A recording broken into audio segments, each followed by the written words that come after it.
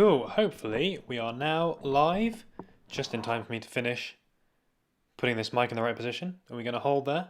I think we're good. Cool, nice. So I'm doing this slightly differently to how I have before. So I'm hoping that everything works fine. Hopefully this is actually live because I've got the wrong stream up here. That's going to be changed and then I can see all of the chat and everything that's actually going on rather than this dead stream. We've already had our one technical difficulty where I accidentally went live an hour ago. So thanks to everyone who showed up for that, for 5 seconds of me looking very confused at the camera. But this time we are back for real. Right, so hopefully this is going to have loaded up. If I go to my little live videos. Oh, there we are. There's my cute little thumbnail. Right. Is this now going to show the chat? You would think that I would have been better prepared setting up 1 hour ago. And yet, no. So, can I view this? All I want to do is see the chat because that's the most important thing. So I apologize rather if you are saying things already because I cannot see them properly. What happened last time was OBS brought up a nice little box for me that showed all the chat. It didn't do it this time. So, what happened last time was... Oh, there we go. Cool. Pinned chat. Yeah, thanks to everyone that did tune in. James, hope you're doing well. Thanks for coming back an hour later. I now have the stream, the chat rather, so we're good. If I can pop this out, that would be even more helpful. Here we go. Nice. Now I've got my little technical screen down here. And then we've got the browser up there. So it means that we can basically do anything. We can have a little look on some cool websites. We can do some internet browsing. We can do some other stuff as well. So I didn't really have a massive kind of crazy plan. It was really just a kind of let's do something to celebrate what is quite a big milestone. I mean, in a real sense, 100k is no different to 99.9k or whatever any other number. But you do get a fancy YouTube plaque if you've never seen that before. So I don't know how long that's going to take. Apparently a real person has to review your channel and then you get a little notification of some kind and then they send one to you. So you can best believe that's going to be back there in the background when I eventually get hold of that. They just have to make sure that my subscribers aren't full of Chinese bots. And I know there's at least some of you guys that aren't bots and are real people. So thanks to everyone who's real. So yeah, we should be good for that, and that'll be nice and exciting. Yeah, Corvée, there will definitely be an unboxing of it. The idea was floated on the Techwear Clothing Discord this morning of getting the dimensions and then like mounting it to a kind of molly webbing system and then being able to wear it. So who knows if that's going to happen, but that would be certainly a very novel way to make use of the plaque. I'd feel a little bit bad for YouTube for sending me a nice thing and then me probably destroying it immediately, but there you go. Yeah, Gore-Tex play button, I wish they would do that. We can spray it with some DWR treatment so we can get some nice shots of the water coming off it or something like that. Am I going to buy the new UCS 8080? I would love to buy that. I currently am in something of an ongoing disagreement with my girlfriend who has the misfortune of living with me. So I bought the Millennium Falcon about 10 months ago because it went on sale and I was like, it's never going to be cheaper than this. I'm just going to buy it now. And I've never had time to build it, so it's been sitting in a box. But I've got like 2 weeks off at Christmas, so now is finally going to be the time when I'm going to build it. So of course the disagreement has come up once again of where this like nearly a meter long Millennium Falcon is going to go in the house. That has been the topic of such debate. I've suggested on the dining room table and on the coffee table. Neither of those have gone down very well. So we'll see what happens with that. But it's definitely going to be built. So yeah, I think once I resolve that disagreement, then maybe the 8080 is going to be on the cards. But yeah, that's that one. But yeah, Christmas plan sorted. Apparently it takes like 30 hours to build, which is absolutely ridiculous. So that's basically going to be my full-time job in December, is building a Millennium Falcon. So it's going to be fun and nice and relaxing as well. Yeah, Thomas, should I kick her out and have the Falcon replace her? Yeah, I mean, if it was one or the other, it would be a tough call because, you know, Millennium Falcon is just iconic, you know? It's an important part of of a cool house. Ah, Aiden Watson got a sealed 2008 turbo tank with a light up mace window. I've got to admit, that's a new one. I've never heard of that before, but that sounds pretty cool. Hi Nippon from India. Hope you're doing well. Thanks for tuning in, because it must be like quite late. It must be like 11 p.m. or something over there. Desatronic, is this my main job now, or what do you do? So in kind of a time sense, it almost is my main job in that, all of this stuff does take quite a lot of time. But no, I work in marketing. I work in social media and influencer marketing for a tech company. So yeah, I spend half my time, sort of like wrangling influencers and making social media posts, and then in the evenings I'm kind of on the other side of the spectrum, which is kind of an interesting thing. But yeah, it's kind of cool. Like, it gives me that ability to see things from both sides a little bit. It means that no one can try and mug me off being like, oh yeah, this is what influencers are like, this is what they do, like this is how XYZ works, because I could be like, I literally know this stuff. So yeah, that's that. Yeah. Yeah, thank you CWP for the congrats. Here since the Brando video. Now that is an early subscriber. Those were probably the first videos that I did, which was basically imitating who was then an admin on a UK streetwear Facebook group called The Basement. Yeah, very old times. That was maybe like 5 or 6 years ago. So yeah, you've definitely been around for a while. What do I want for Christmas? Yeah, that is a good question. I kind of struggle with people find it quite difficult to buy things for me because I don't really know what I want. But I've got my set things that I like. Anything clothing or technical fashion related is always a good one. Anything Lego is always good. I literally have the police station there. It's just off camera. I'm gonna pull the top part off just so you guys can see it. That's what the top floor looks like. I don't trust myself to pick up the entire model, but there you go. There's one floor. You got the little sign there. This one is a police station, and on the ground floor there's like a donut shop and a little magazine stand. So that is a very fun set. So I am always in favour of more Lego sets. That's for sure. Yeah, what else? I bought myself some Pokemon cards earlier today. I don't play the game. I've not bought Pokemon cards for like maybe 8 or 9 years, but I just quite like little Pokemon cards. So I literally bought like 3 booster packs. So more Pokemon stuff. That would be great. Yeah, aside from that, who knows? I don't know.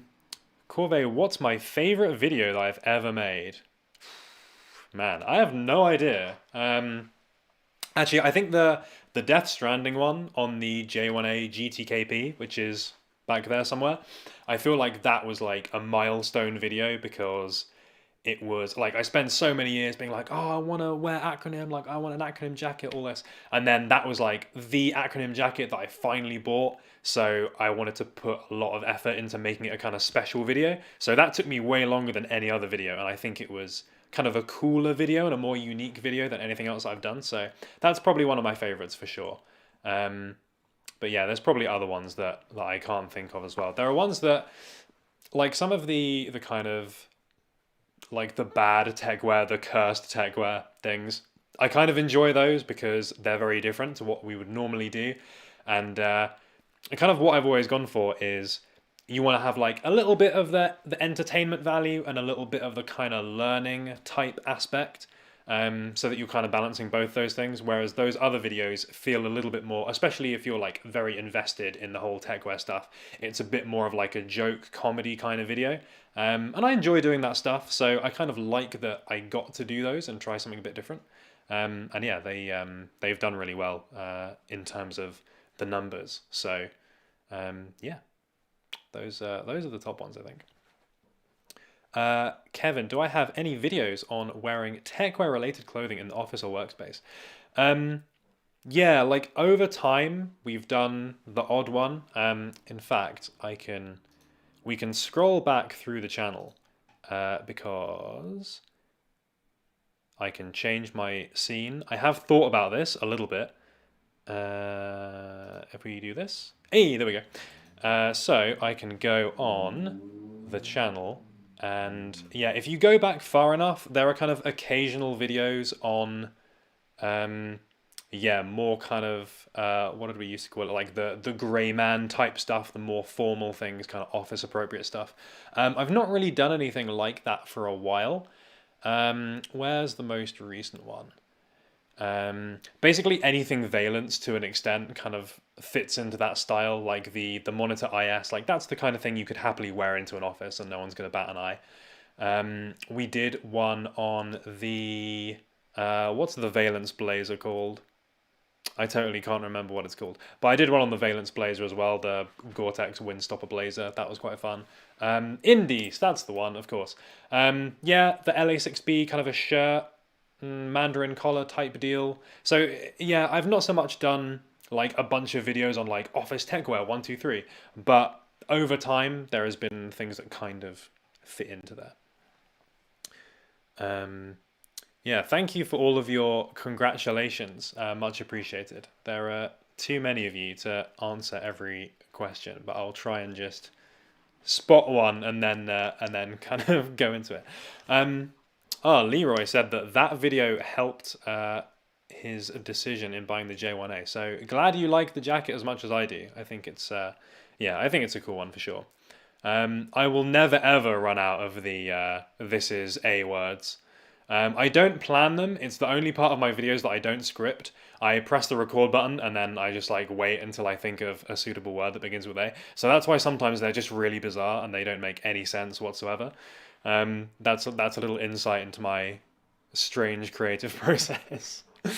Best sneakers for this winter. Yeah, I haven't really done anything around that. I mean, I'm a big fan of the Moabs. We did those last week. There's been a few other things. There's been the Mountain Flies they released recently. There's been a couple of other Gore-Tex models as well. I can't think off the top of my head. Someone on the Moab video said about the Adidas Terex stuff, which I've never really covered. I'm not... He suggested that I was like anti-Adidas. I wouldn't say I'm anti-Adidas, but I'm definitely more in the Nike camp than the Adidas one. So I've not bought much Adidas stuff for a very long time, but I know that they've got the Terex things over there, which are supposed to be pretty good. So that's a good option as well. What about Yu-Gi-Oh cards, says Offchang. I've never really picked up any Yu-Gi-Oh stuff. I remember watching the anime when I was super young, and then later watching the like Bandit Keith stuff. If you guys have ever seen Bandit Keith in America, and yeah, the series is pretty mad. Yeah, I don't like the Yu-Gi-Oh art style on the cards as much as the Pokemon stuff. Maybe it's nostalgia because I grew up with Pokemon. But yeah, Pokemon, like from a graphic perspective, has been my favorite. I never really played Magic or anything either. The art style of those is a bit more like grim dark fantasy type stuff, which again is not so much my thing. Like the Pokemon stuff is often very like bright, very vibrant, very not simple, but yeah, has that real kind of like pop to it, which I quite like.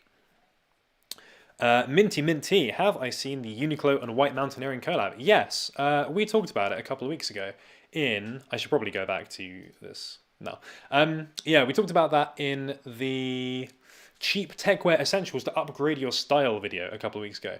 Because Uniqlo released a couple of different collabs. They have the White Mountaineering stuff. They have a Uniqlo U, which is the Christophe Lemaire stuff. They've got Plus J as well. There's even another one, the JW Anderson stuff. Is that different to Plus J? I can't remember.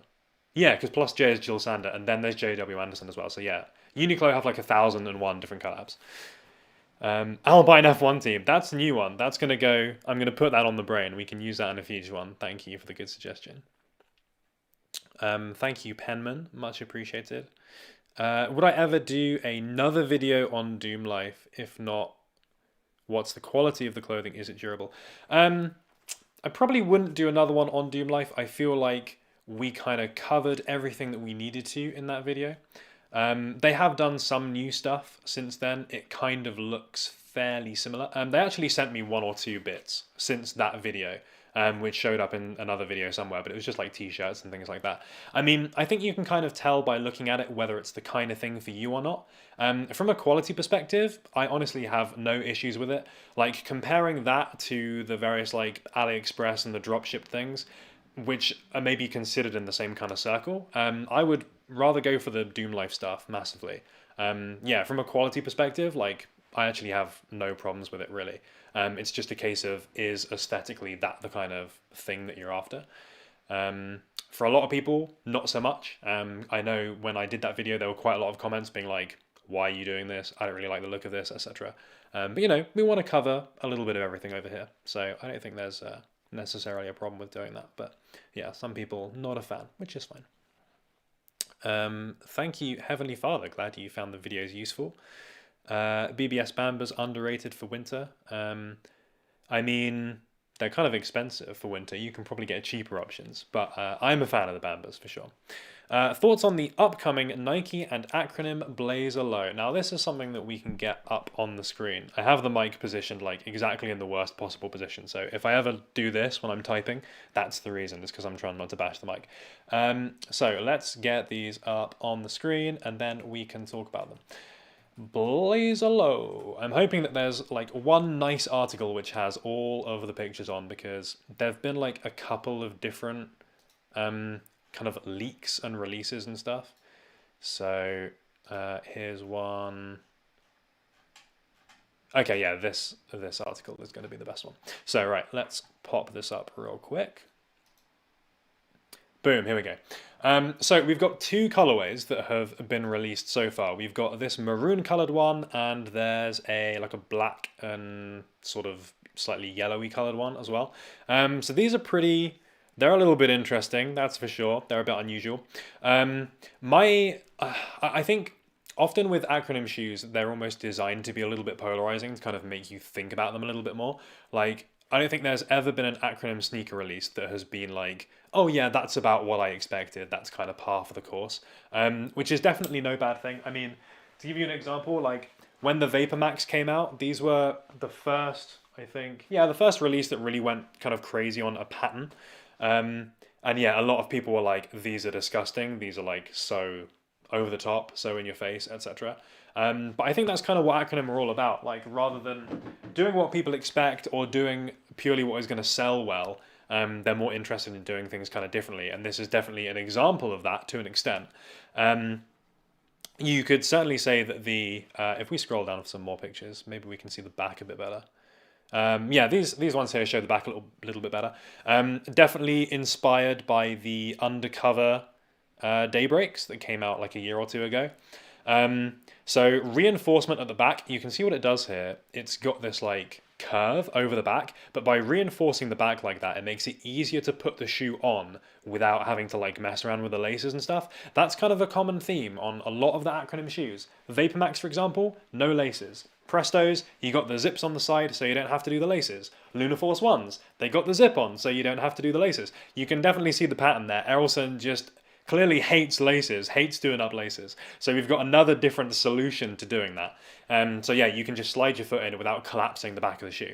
So yeah, it's kind of interesting from that perspective. This colorway obviously far more wearable. I really like that sort of lunar greeny white sort of color. Volt as well, kind of a staple of technical fashion by this point. Blazers, fairly comfy shoe as well. Nothing to dislike about that. Probably the most polarizing thing are these laser cut acronym logo elements that are on the upper here. They're pretty unusual. I think they're the kind of thing that you'll have to see in person to really get a good sense of them. But yeah, judging from here, they kind of seem a little bit strange in that they're not quite the sort of like ultra sharp, precise laser cut kind of vibe, but neither are they like trashed, destroyed kind of look. Maybe they're the kind of thing that over time they will sort of like wear off a little bit more and you'll lose a little bit of that clean look. So yeah, probably one that will look a little bit better once they start getting worn a little bit. I'm not 100% on these kind of elements, but I like that they're doing something different and something new. I will certainly be picking a pair up. Which colorway I go for, I'm not really sure. These are definitely the more wearable ones, so maybe those. But yeah. They look like they're under a black light. Yeah, I definitely see that. Yeah, someone mentioned about them being you can like unscrew them as well. Who said that? The chat has scrolled too far away for me to see. But yeah, whoever you were, sorry, I've missed your name. But you are correct. So you can see some screws here. You can take those off and replace them. So I'm not sure if there are multiple cages that come in the box, but certainly if you bought both colorways, you would be able to mix and match those heel cages or just take them off and not wear them. So you've got that kind of modular aspect as well, which is also very cool. Don't know whether they'll come with multiple laces as well. It seems like the kind of thing that they would do. Have I thought about designing my own clothes and gear? That's maybe something we can talk more about later, because I've got a bit of a story about that. Yeah, we can talk about that later. But at the moment, no, but maybe in future. Who knows? Yeah, thank you, Christopher. Congrats on the milestone. Yeah, the colorways are weird. I would definitely agree with that, especially the maroon ones, like with the pink there. This is obviously not the standard kind of thing. Acronym this season have introduced Schwarzwatt, or Schwarzrot, I think, as a colorway for some of their pants and jackets and stuff, which is kind of similar to this maroon, which is interesting, kind of branching out into some more colors. But yeah, historically, a very strange combination of colors there. Did I learn how to YouTube, says Patrick, like baptism by fire, or did I have pre-existing skills that helped, and do I hope to do it full time? Yeah, good question. Do I have pre-existing skills? I don't know. I've kind of always been interested in like social media and stuff like that, so maybe that helps to an extent. But no, I've never done like acting or presenting or any of those kinds of things. I have a degree in English literature, so I've done a lot of writing. So maybe that helps. You do the scripting side of things, then that kind of translates to some extent onto a camera. I've always been interested in technology and online culture and stuff like that as well. That definitely helps. Very much kind of feel like a tech native kind of person. So yeah, when it comes to like setting up live streams and stuff like this, yeah, I know I cocked up doing this one, but in theory, it means that I like doing all the camera stuff. I've always liked photography as well, so maybe that helps too. And do I hope to do it full time?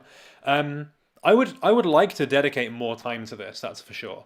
But I think everything kind of has a shelf life, and I wouldn't want to try and do something like this full time, and then there's that natural kind of things tail off after a while, and then you almost like have to go back into doing a different job. So there's always that kind of thing to contend with. So I think for now, kind of having this split between my regular job and doing what I do here is kind of a nice one. In that, I find all of this stuff like very satisfying. It's really cool to get that content out there. It's really cool to hear from you guys, like being able to respond to you guys and see what you guys are saying. Like that's always really interesting for me. And I think maybe if that was my full-time thing, then I'd kind of lose the satisfaction a little bit more. The good thing as well, like both for me and for you guys, is that this doesn't have to make as much money as possible, which is why like the channel is not very heavily monetized. I'm not doing sponsored videos every single week. There's not like as many ads as possible, like every 5 minutes in the videos. Yeah, I don't do that many kind of paid content deals. I try and be selective about what I do, because I feel like I've got a responsibility to you guys to, if I'm doing paid content, like putting my name behind something, I want to make sure that it isn't like total crap, or it's not like, some totally irrelevant thing. We've never done like VPN ads and all of that kind of thing. Like it's always fashion related. Like we did probably the weirdest thing, I suppose, or the most unusual left field thing was like the Soundcore stuff that we did like last month and the month before. But even there, like the Soundcore frames, it's fashion, it's sunglasses, and it's tech, in that you've got the kind of Bluetooth functionality and the music stuff.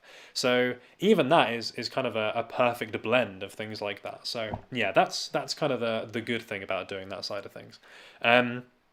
Although what I will say, I very recently, this is perhaps an even bigger achievement than 100k subscribers, none other than Raid Shadow Legends in my inbox.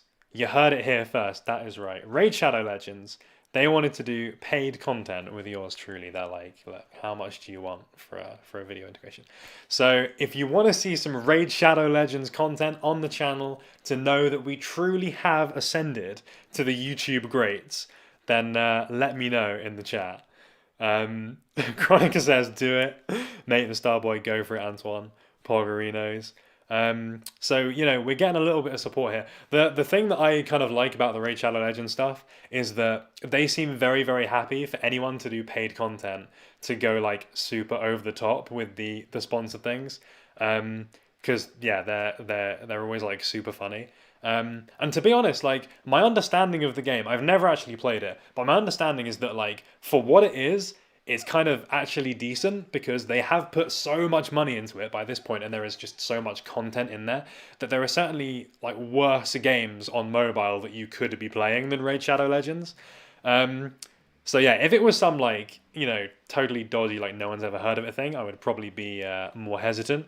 But yeah, at this point, everyone has heard of Raid Shadow Legends. So lots of support for Raid Shadow Legends. So has anyone actually ever played Raid Shadow Legends though? I would love to hear if anyone's given it a go. What do you think? Because I've only ever seen like the sponsored content of people like giving it a little go. So I've only seen like 30-second clips. Is the gameplay actually good? Hopefully someone has done it. And if you haven't, then don't start playing it now. Wait until I give you the lowdown on how amazing it is, and then you can use code Antoine. You can download your free Techwear themed hero. You can get your free Antoine bucks or whatever it is that you get. I think it's like platinum or something like that is what you get. Well, it seems like nobody has actually played it. Lots of no's in the chat, so that's a shame. But that means, hey, there's a lot of potential for Raid Shadow Legends players on the channel here. So there you go. That's one to keep in mind. So if you see if you see Raid Shadow Legends content on the channel, then that is why. Kevin, will the stream be on the channel later? Yes, this will be up. It will be viewable, so you can come back and look at it if you want to. Alex, I am looking for a blazer or jacket with a mandarin collar. Any recommendations? So the Valence Indies blazer, you can flip the collar up of that, and then it's kind of like the high Mandarin collar style. I've got that acronym LA6BAD, that's got the Mandarin collar. There are loads of shirts that have that collar as opposed to jackets. Uniqlo U has the Mandarin collar stuff. I think they're maybe £25 or like $30. So that's a good one to look at for sure. Yeah, a bunch of other people do Mandarin collar stuff. Maybe Garuda, I want to say, has a Mandarin collar shirt jacket type thing. Enfant Leather do one as well. Yeah, quite a few different brands. Leon, glad you liked the J16 review and ended up buying one. So that's very cool. I hope you like it as much as I do. One of my favorite jackets for sure. Sayahid, acronym Nikes have never been waterproof. Yes, very true. And yeah, I think that's probably a thing that might surprise people when people think like, oh yeah, acronym, it's the most Techwear brand. It's going to have all the Techwear functionality. No. What they go for is making the shoes easy to wear and easy to put on. They don't worry about waterproof stuff because 9 times out of 10, it probably makes the shoe less comfortable than it does more comfortable because it makes them a bit more sweaty. Do I see another company being able to innovate as Acronym does, but at a lower price point? Yeah, good question, Jonathan. I think the nature of what Acronym does, I definitely get the impression that there is a lot of kind of R&D stuff behind the scenes that maybe we don't really see. And I think that just ends up being it all comes into the final price. And I think it would be difficult for a brand to do all of those kinds of experiments and then release a product at like £100 or $100 rather than $1,000, for example. I think if there was any company that did that, what seems to happen is you either get the brands that will kind of take those innovations that Acronym do and then just kind of use it on a cheaper product and you kind of get the innovations that way, or yeah, they kind of go for things that maybe have this kind of techwear aesthetic. They kind of look a certain way, but maybe don't go for any of those innovations. They've not really done that kind of work behind the scenes. I think it's just a natural thing that if you're spending so much time and effort innovating and doing these new things, there will be loads of things along the way that don't work, and you still have to account for all of that time and all of that expense. And that ends up with expensive products, especially as well when you're making things in small quantities. Like even Acronym being so well known or whatever, they're not going to be making these jackets, by the thousands or the tens of thousands or whatever. And when you're having those things in smaller quantities, that inevitably makes stuff more expensive as well. What kind of shoes go best with cargos, casual wear at least? I think pretty much anything can work to an extent. I mean, if you look back through Instagram images, let me go back to the full screen. Yeah, if you look back at basically any images that I've done, like I've worn anything with cargos from, I'm gonna keep picking these up because they're the closest thing to me. Like these, which are super narrow, very form-fitting. They work nicely with sort of tapered fitting things, to something like the Sakai Blazer. They're a bit more present, they're a bit bulkier, kind of works nicely with a bit of a wider shoe, like draping over these a little bit. So I wouldn't say you have to restrict yourself to a particular kind of shoe when you're thinking cargos. I've seen some great fits with like bigger boots, and then you blouse the cargos, you kind of like tuck them into the boot. Regular sneakers, like loads of people wear Dunks and Jordans with a more relaxed cargo. So really, the sky's the limit. You can really pick whatever kind of shoe you want, I think. So don't restrict yourself in that way. FOF, was I in the Netherlands? I wasn't, I'm afraid. But maybe I have a Netherlands twin. So shout out to my twin. Yeah, the Nike and Acronym capsule releasing with the shoes, very strange clothing. Let's put it that way. I would love to see it in person. If I get the chance to do any of that stuff in person, I definitely will do so we can have a bit of a closer look. But yeah, it's a little bit strange. Have I seen Arcane? I am like 5 or 6 episodes in. I'm not a League player, so none of the characters or anything mean anything to me, but I think it's really good so far. I've been very impressed with that. I did watch the Dota anime when that came out as well. It's definitely better than that, both in terms of animation quality and the overall kind of plot and how interesting the characters are and stuff. And this is coming from someone that played Dota for like 4 years. So yeah, my preference would be for Arcane. I would definitely recommend giving it a go if you enjoy anime or the kind of cyberpunk futuristic stuff. Yeah, you definitely don't have to play League of Legends to understand it. Why is the mid ground of Techwear price non-existent? I mean, I think there kind of is stuff to an extent at every price point, and you've got the dropship things, super cheap. You've got the Acronym stuff. If you go below Acronym, you've got your kind of Garuda, your Enfant Leve, your brands which come in, yeah, maybe like half the price of Acronym, something like that. You've got your brands like Maharishi as well, which come in a little bit lower. You've got a Cold Wall. You've got the CP Company, Stone Island. I feel like there's kind of a spectrum there. But yeah, I understand the feeling for sure. Like it is difficult when you're looking at the kind of drop shipped end to suddenly being like, oh, if you want to get anything that has like a certain level of performance, you do definitely have to like take a bit of a step up. And do I own a de-Googled or Linux phone? I don't. I own the most Googled phone at the moment, which is, if I have it on me, the Pixel 6 Pro, hashtag not sponsored by Google. Yeah, I've been enjoying it so far. I think it's a pretty good phone. I had the Pixel 6, no, that's this one, Pixel 3 XL beforehand. And I was a fan of that one. It's just the battery was getting a bit crap because I had it for like 3 years. But yeah, this is a nice little upgrade, I think. So yeah, that's a good one. Yeah, but Google, hit me up for the Pixel 7, please. Let's get the sponsorship deal going.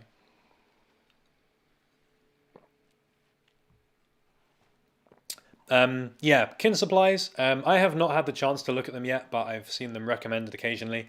They look like the right kind of thing in terms of this kind of technical aesthetic, but a fair bit cheaper than quite a few of the other things. I can't attest as to product quality, but you know. Ben Vincent, yeah, thank you for enjoying the style of videos. That is much appreciated. Obviously, I always do my best to make things as good as I can. Yeah, and yeah, thank you for the kind words on that. Have I thought about consolidating my wardrobe? Yeah, 100%. I feel like This is definitely one of those things where I feel like almost like a bit of a hypocrite, where a lot of what I talk about is very much like, yeah, don't buy like loads and loads of clothes. You should be buying less but buying better. And you know, you don't need like 1,001 different things. Meanwhile, I have all of these jackets behind me, and like, yeah, the hypocrisy is very clear, I think, for me. Um, but you know, at the same time, I have to respect that I'm not I'm not like a regular consumer anymore, in that because I'm making these videos every single week about different jackets, and that's something that I really enjoy doing. I really like looking at all of these different things. It does naturally mean that I pick up more and more stuff than any regular person should. So yeah, I definitely wouldn't recommend like spending the kind of money that I have on this many things, because yeah, once you've got a nice Gore-Tex jacket, you don't need to keep buying them. Like, you don't need multiple Gore-Tex jackets every season. That's for sure. But the reason that I do is, I don't want to say like, oh, just for the Instagram pictures or whatever, but because I find it really interesting looking at different things. And part of my interest in fashion is not just wearing nice outfits, but looking at them at that material level and the kind of differences, and then turning that into a cool, interesting piece of content. What I should be doing really is yeah, rotating things a little bit more and consolidating them better. So what I should do is pick up something new. I do the review, I make the content for you guys. I am able to say like, oh, this is really good compared to XYZ thing. And then either that one, I get rid of it, I sell it, I send it to someone else, or I sell something older that I'm not wearing anymore. So there's that kind of one in, one out thing. I think that would be a very healthy mentality to have. I do feel like it takes quite a lot of effort to do that, and that's partly the reason that I haven't really done it as much as I should do. And also, I feel a little bit of pressure to keep hold of things, because the more things that I have access to, the more interesting I can make content. Like if I do a jacket review, and then I can compare that to something that I bought 3 years ago, for example, and say like, oh, this is like a better version of this one, or I actually prefer this older thing. It's more valuable if I can show those things side by side, rather than just saying like, oh yeah, I had some other jacket 3 years ago, but I got rid of it. Yeah, that it kind of makes things difficult from that perspective. There was another reason, but I can't think what it was. Oh yeah, and because you know, I'm fortunate enough that I can sometimes say to brands like, I would love to review this product or feature it in a video. Can you send it to me? And then they do it. I feel a little bit bad if I would review that product and then just like flip it online, like just sell it, because you know, as far as I'm concerned, like that was given to me to do some content and do something interesting with. So to then, yeah, immediately do that content and then just kind of sell it afterwards, it kind of, I don't know, it feels a little bit dirty. It kind of makes it a bit more transactional than I would like it to be. But, you know, I really appreciate all of those different brands that are able to do stuff like that. And so, yeah, that's partly the reason that I like hanging on to those things, to kind of show that I value them and being able to make use of them long term. Gaming channel. I would love to do more stuff with the gaming channel. It's purely a time thing, in that I don't want to sacrifice the main channel. I don't want to suddenly say like, sorry guys, there's no Techwear review this week because we're going to be doing some Halo Infinite gameplay instead, because I kind of feel like, I'm sure there's like some of you guys who are watching who are like, yeah, that would be sick. And then probably most of the people who are like, no, that doesn't, no, I don't want that at all. So that's kind of the reason for not as much gaming stuff. But you know, I'm a massive gaming fan, so yeah, that's the main reason. It's not because I don't like my video games, because I certainly do. I was literally playing Halo Infinite like 10 minutes before starting this. Yeah, just do it. Maybe I'll be able to afford Nike and Sakai. Yeah, that's actually something that I would like to do a piece of content where I basically just get rid of like a massive amount of stuff and then just use that money to buy one item, and that kind of process of like, is it worth consolidating to that huge degree? I think that would be kind of a fun thing to do.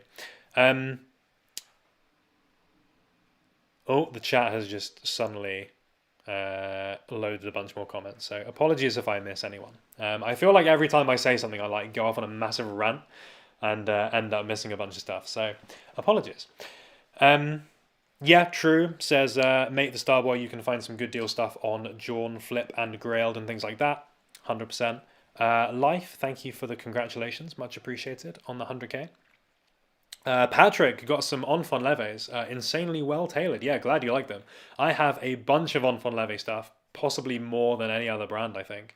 And they've been like massive supporters of the channel. So I very much have, yeah, a lot of appreciation for Enfant Leve because, yeah, even back when I had like maybe even less than 10,000 subscribers, they were one of the brands that were willing to do something with me so that I could make some fun content about a brand which at the time like didn't really have anything about it. There weren't really anyone kind of giving their impressions.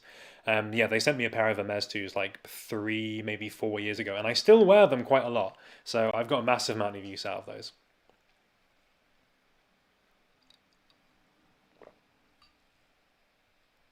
Max Hardy, how do I explain to people that don't understand techwear and think techwear is all straps and pockets? Yeah, when you go on Instagram or TikTok or whatever, there is so much confusion about what techwear is and what it isn't, and warcore and darkwear and all of these things. I kind of feel like you don't need to work that hard to define all of these things. At the end of the day, I don't think it really matters too much whether someone is wearing a techwear outfit or a darkwear outfit or a warcore outfit. I think these things are always helpful, being able to have these terms that describe certain things and to give you yeah, a kind of aesthetic to look towards. But I don't think it necessarily matters if somebody is not wearing techwear. I know that sounds like sacrilege, but I think it's true to an extent. So what I like to do with the content that I do, like, hopefully you guys notice, like, I try not to be super preachy. I try not to be really like, oh, if you wear this brand or that brand, you totally suck. Like, you're lame. You're not real techwear. Like, we're the real techwear guys. Like, I don't want to be the kind of person that has that attitude. Instead, I would much rather be that kind of guiding force or that guiding hand that's like, hey, you may have heard of, you may have heard of the MLO specials. You might have seen these on like definitely not a dropshipper.net/legit techwear. But if you're thinking about these, there are some other options that you could also consider, and there are other things that have more performance elements or more interesting things or really embody what techwear is all about, because you've got these products like this. Yeah, they might look a certain way, but there is more to this style than meets the eye, and that's a thing that's difficult to explain in a 30-second TikTok or an Instagram image. So I think that's kind of the reason that a lot of people get the wrong kind of impression as well. When you see Instagram content, it's hard to look at an outfit and be like, oh yeah, I can definitely see like all the functionality or all the performance or all of the tailoring or the innovation that went into this particular thing. You look at it for half a second, oh cool, it's black and it's got straps on it and this guy's wearing a bunch of bags or whatever.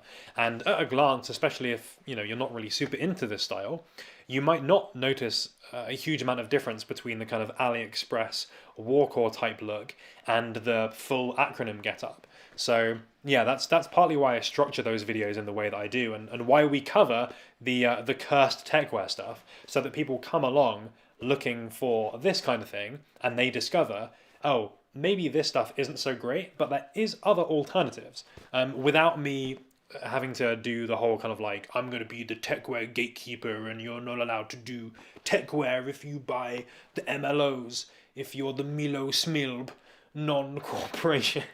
I can't even read the whole thing. Ridiculous. So yeah, that's the attitude that I try and go for. I kind of find anyway though, on some of those videos, some people will still say like, hey, don't tell me what to wear, like stop gatekeeping techwear. And simultaneously, I hear some people who have the direct opposite attitude, who don't like the fact that I am almost not gatekeeping enough. That, I do this content which is trying to like provide information about techwear, I suppose, and make it more accessible and make that stuff a little bit easier to find. There are some people that, yeah, have this real kind of like secret clubhouse mentality, like you're not allowed into my amazing fashion style. It's often the people who have been wearing brands like Acronym for like 10 years or whatever, and they hate the idea that someone else can wear Acronym who didn't know what Acronym was 10 years ago, for example. But luckily those kind of people are very much a minority. Benedek, what are my recommendations for minimal jewelry brands for men? Well, I can tell you the 3 things that I have on at the moment. This is the little pendant that came with the acronym RMT01, the laptop. It's literally just a USB stick on a little bit of rope. On this side, I have a ring from Vitali. Is this going to do a proper close-up here? I have to hide my face because of the face detection. There you go. It's like a plain steel ring. Yeah, stainless steel. It's really heavy. I think it's quite cool. It's very minimal. I'm doing a video with them next week, hopefully. So there'll be some cool, more Vitali stuff, which you guys can take a look at. On the other hand, I have this thing from, hang on, hide the face again. Is this going to focus, please? Yeah, from Arxium. They are a small French brand. I will write the name in the chat now. Yeah, they're like a one-man operation. It's all very geometric stuff. They use a lot of titanium, so this is like a third of the weight of this, which is very cool. And yeah, they've got some cool things. Again, I'm gonna hopefully get some more stuff from them soon. There was a postage issue that I need to work out with import tax, which is a bit of a nightmare. But yeah, that is the brand there that is in the chat, the little French brand. And if you've ever seen me wearing that Buster Sword necklace, that is also from Arxium as well. You can look them up on Instagram. That's the main way to get their stuff. And they have a website as well you can check out. Have I tried anything with Tencel? Yeah, I have one of the Gorilla Group vests from a long time ago. Interesting material. It's really light, it's really breezy, very nice for lightweight things like tank tops and t-shirts. Definitely one that I would recommend. From a sustainability point of view, it's pretty good as well. It's made from bamboo, so it's very fast growing, more renewable than a lot of other things. So yeah, good material for sure. Would I rather sell or donate my clothes that I would want to get rid of? Donating clothes is not always the best thing to do. Like, a lot of donated clothes end up in landfill anyway. Whereas if I sell something, I know that it is going to go to a person and they're going to use it. And probably what would happen is it would go to one of you guys, frankly, if I sold something, because you're the people that would hear about things first if I put them online for sale. And I would, if I do sell anything, like, I'm not gonna try and charge like the absolute maximum price for it.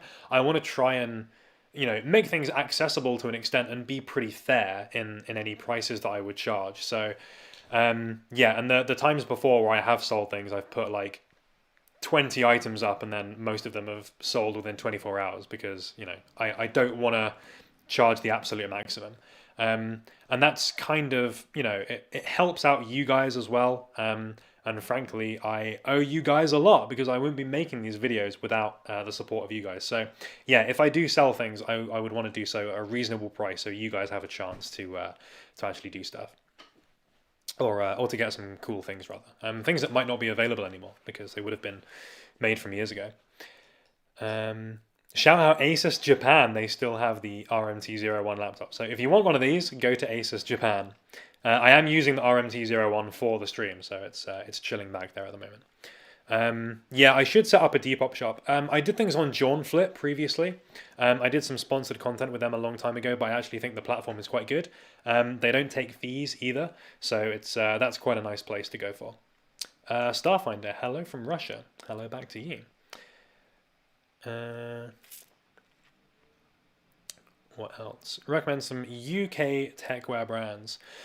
Yeah, I mean the big one for me UK wise is Maharishi. I have always been a fan of their stuff. But honestly, loads of retailers like End Clothing, Mr. Porter, Matches Fashion, Farfetch as well. All of those places, because they ship from within the UK or they have the import taxes and stuff prepaid.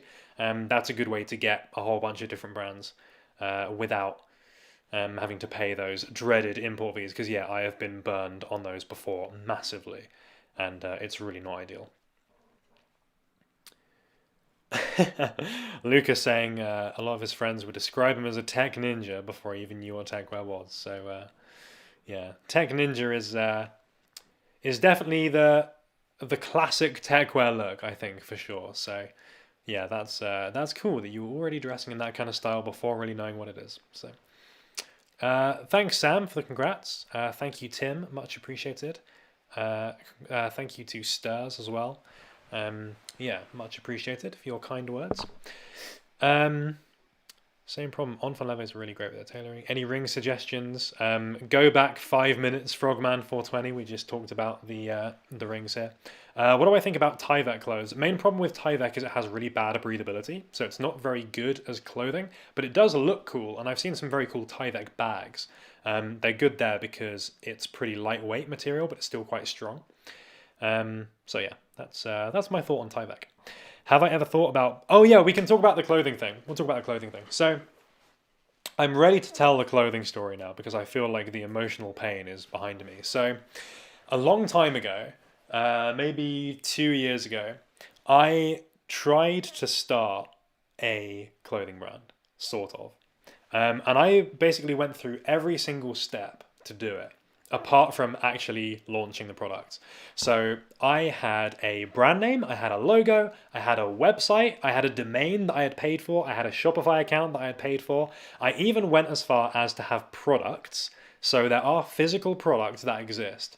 However, there was one thing I spent a long time like umming and ahhing about whether I should release them or not because I felt initially like they were kind of okay, but they didn't quite represent what I wanted to get out of clothing. And then I thought like, oh no, I am going to release them because I did some of the kind of drop shipped Techwear stuff. And like I kind of thought like that stuff is so bad. Like I can definitely make things that are better than that. Like the things I've got are better than that. I can help like provide an alternative to those kinds of things. But then I was still of the opinion that look, ultimately these things aren't as good as I could make them. And the further and further along I got, the more I thought about it, the more I felt that I would kind of be doing myself a bit of a disservice because I would be releasing these products and saying like, hey, I've got this brand now, you guys can buy these things. But in my head, I would be like, I could probably do better if I like redid it. And I would be doing a disservice to you guys as well because I wouldn't want to be, trying to sell things to you in my head, kind of knowing that this isn't the absolute best that I can make it. And yeah, I feel like YouTubers in the past have almost poisoned the well with doing the whole like, oh, I'm gonna make a brand, I'm gonna make merch, and then it ends up being terrible, and it's a real like, it really kind of hurts people's trust, and it's just such a kind of typical move of like people having these big ideas and then they don't quite execute them well enough. So yeah, that was the reason behind that. So, um, and I think partly it was because I tried to bite off more than I could chew as well. Like I went from doing having absolutely nothing to do with physical product into trying to make like a pair of cargos, and yeah, it I think it was just kind of too much. Especially because, as I said, this isn't my full time job. I have another job alongside this, so I wouldn't be able to do everything properly. And I don't want the videos to suffer either, because that's the other thing that I'm conscious of. I don't want to do like, yeah, I'm releasing a brand now. Thanks for all your support, guys. No more videos, but if you want to interact with me, you can basically pay me money to buy stuff, and that's it. Peace. Yeah, I kind of wanted to avoid that, so I want to always keep the videos going. That's like the number one thing. So what would I do now? And this I guess can go into the topic of like what's next for the channel. If I do stuff now, which I'm not actively working on, by the way, this isn't a kind of like, oh, maybe products in the future, because yeah, as I say, not something I'm actively pursuing, but I would basically do the easiest possible, not the easiest, but the kind of entry level thing, in that I would want to create a product where it would be a way of people showing that they are kind of interested in techwear as a community, or they want to show that they support the channel or they like my content or whatever.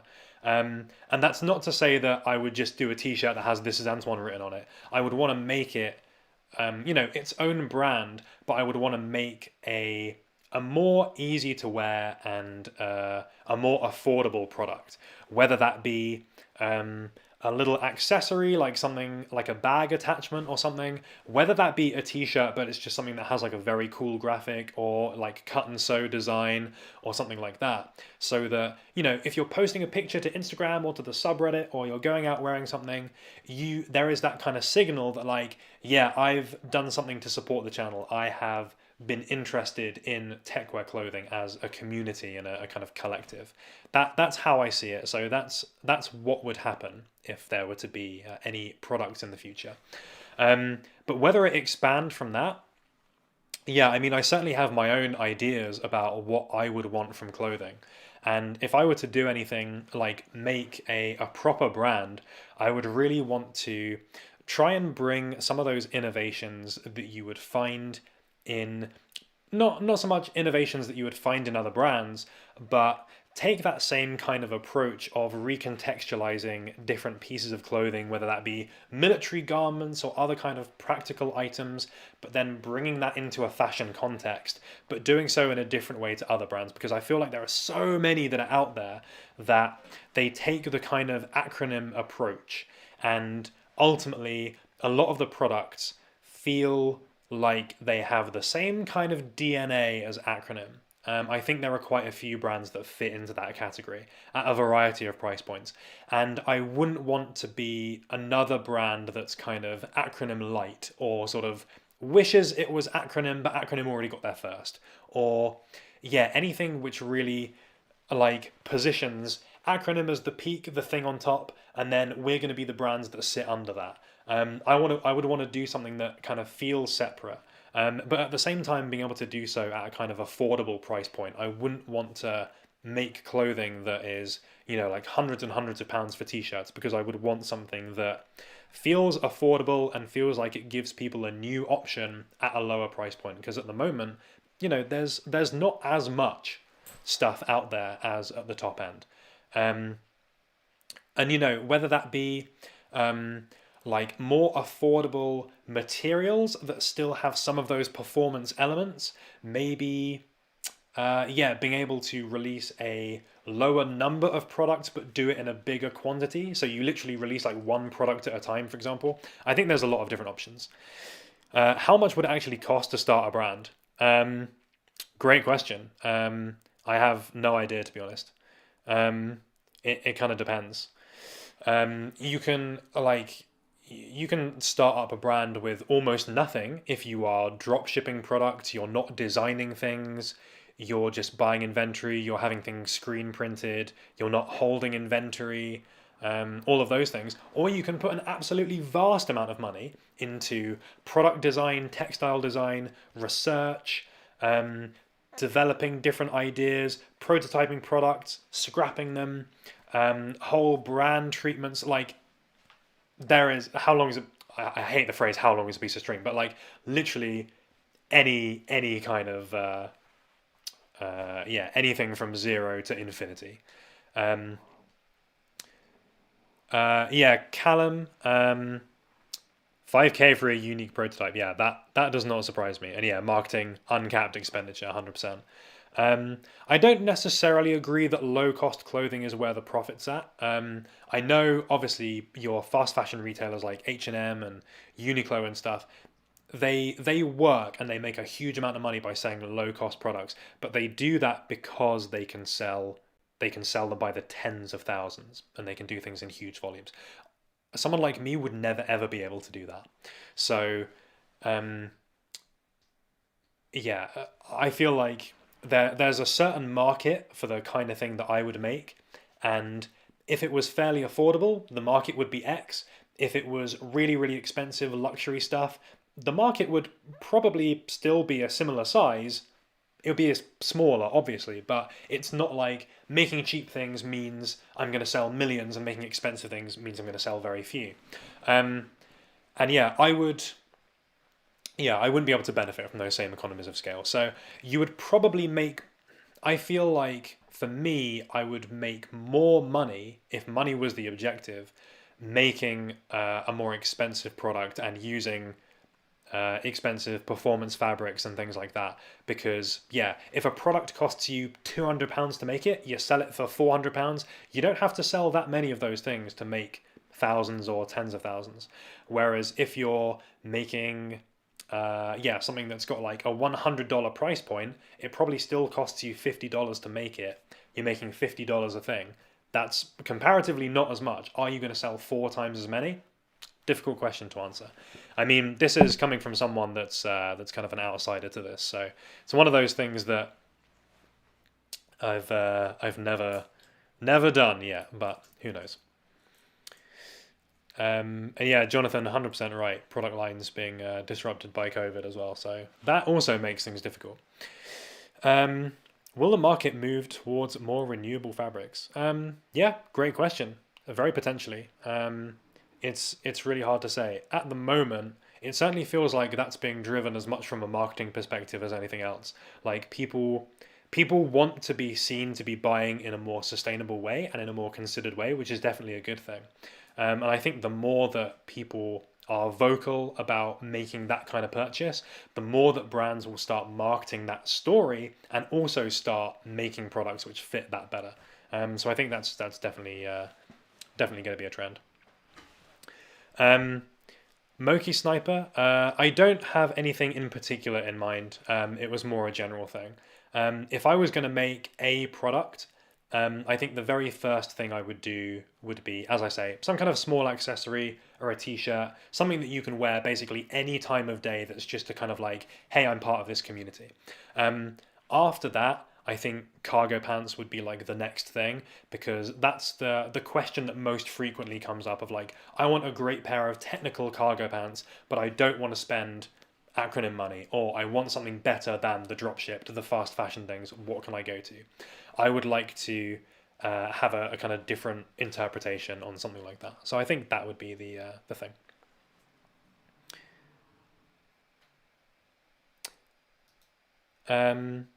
What do I think of Rain Delusion cargoes? I've heard mixed reviews on the Rain Delusion stuff. I think the main problem with the Rain Delusion things, from my understanding, is lack of breathability. Yeah, I think they suffer from the same kind of sweaty problem that a lot of the cheaper things suffer, which is kind of a shame, because I think people go for them because they really like the look of them, and I totally understand that they do have the real kind of tech ninja vibe about them. But yeah, I think for long term wear, they probably are not. They're not going to be the one, and I feel like a lot of people have had that experience where they've been like, I bought these Rain Delusion things, I feel like I can't really wear them as much as I would like because they're just not that comfortable to wear, which is kind of a shame. They're also pretty expensive. They're one of the big things that are sold on Uniden, which is one of the techwear retailers that are out there that actually aren't a dropshipper, which is good. But yeah, they are quite expensive. I think they're maybe like nearly $200, those Rain Delusion Steven cargos. And I feel like once you're spending that money, you do have a lot of options at that price point, which will probably be more comfortable, and you'll probably end up getting more wear out of. Carson Wang, I think ACG is a joke now. It's trying to make up its mind and it's plain confused. Yeah, ACG is definitely not what it was. Nike Lab ACG is very, very different to the current ACG. In fact, this is something we can have a look at. Let's bring this up on the little platform. ACG FW21. Can we get a whole collection somewhere? Maybe this one. I just want to show off like a bunch of the new things, basically, so then we can talk about them a little bit. Oregon inspired fall 2021. Is this going to give me what I want?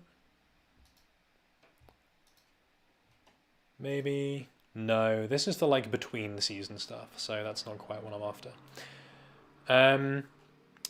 All right, I guess I'll talk about it while I find things in the background. But the theme for the ACG stuff was Iceland for this season, so they've really gone pretty hard with the kind of the casual hiking kind of stuff. So I wouldn't necessarily say that they're confused. It's just more that they've gone in a different direction to what they were before, and it's not necessarily the direction that everyone wanted.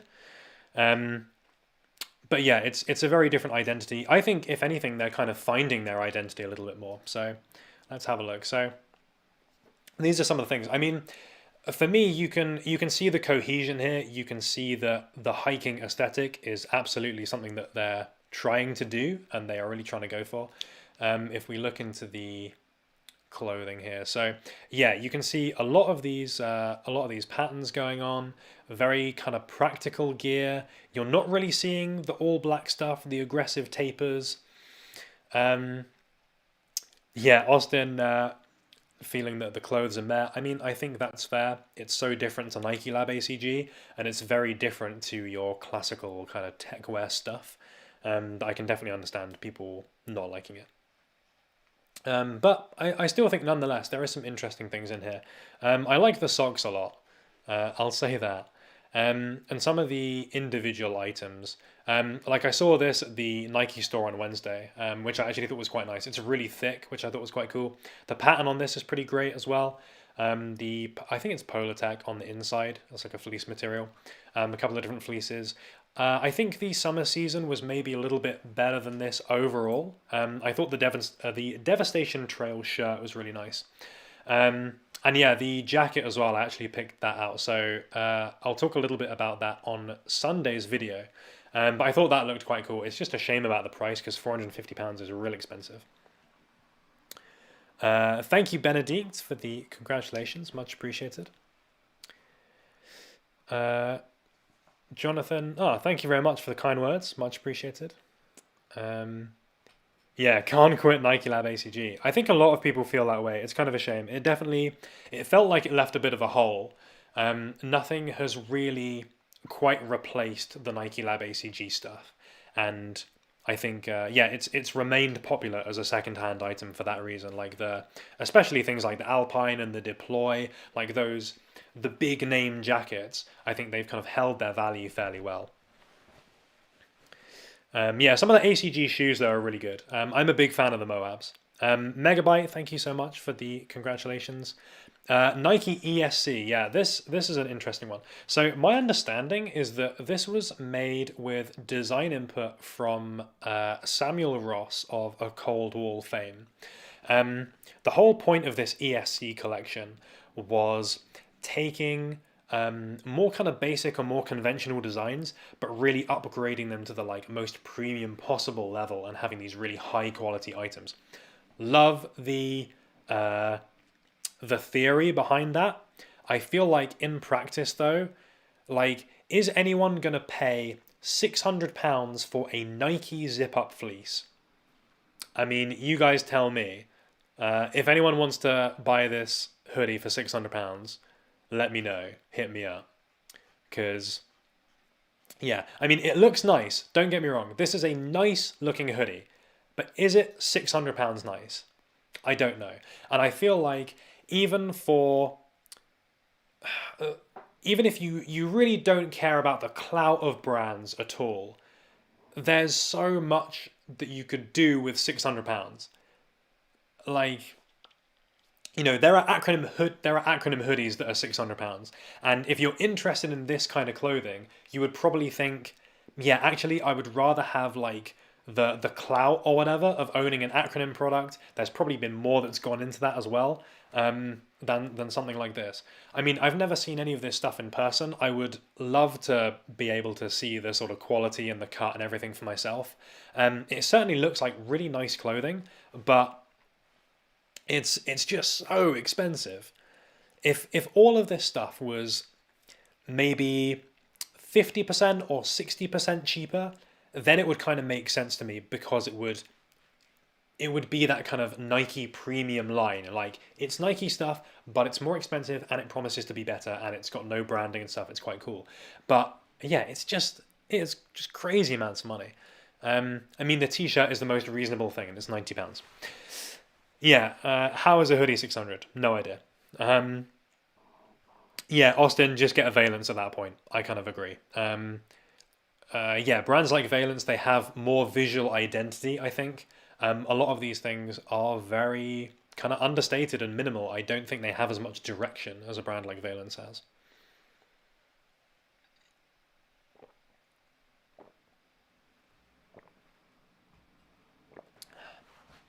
What cargoes was I wearing in the Insta story when I went to the Nike store? They were the acronym P23TSCH. They came out in 2016, I think, so they've been around a while. Thank you, Moki, for the congrats on 100k. Much appreciated. And glad you like the G-Star cargoes. Yeah, although I don't own any of the G-Star stuff, I've heard like time after time, almost anyone that buys them is like, yeah, like really happy with these. They're exactly what I was after. So I always recommend them for that reason. Whenever people are like, oh, I want a cool pair of cargos that's around that £100 price point, or yeah, I want some cool cargos. I don't want to buy the AliExpress dropshipped stuff, but I also don't want to spend massive amounts of money, or I want to kind of dip my toe into this style. I feel like the G-Star things, they do a really good job of hitting that. They kind of scratch the Techwear itch a little bit, and they give you some of that performance and some of the look at a fairly reasonable price.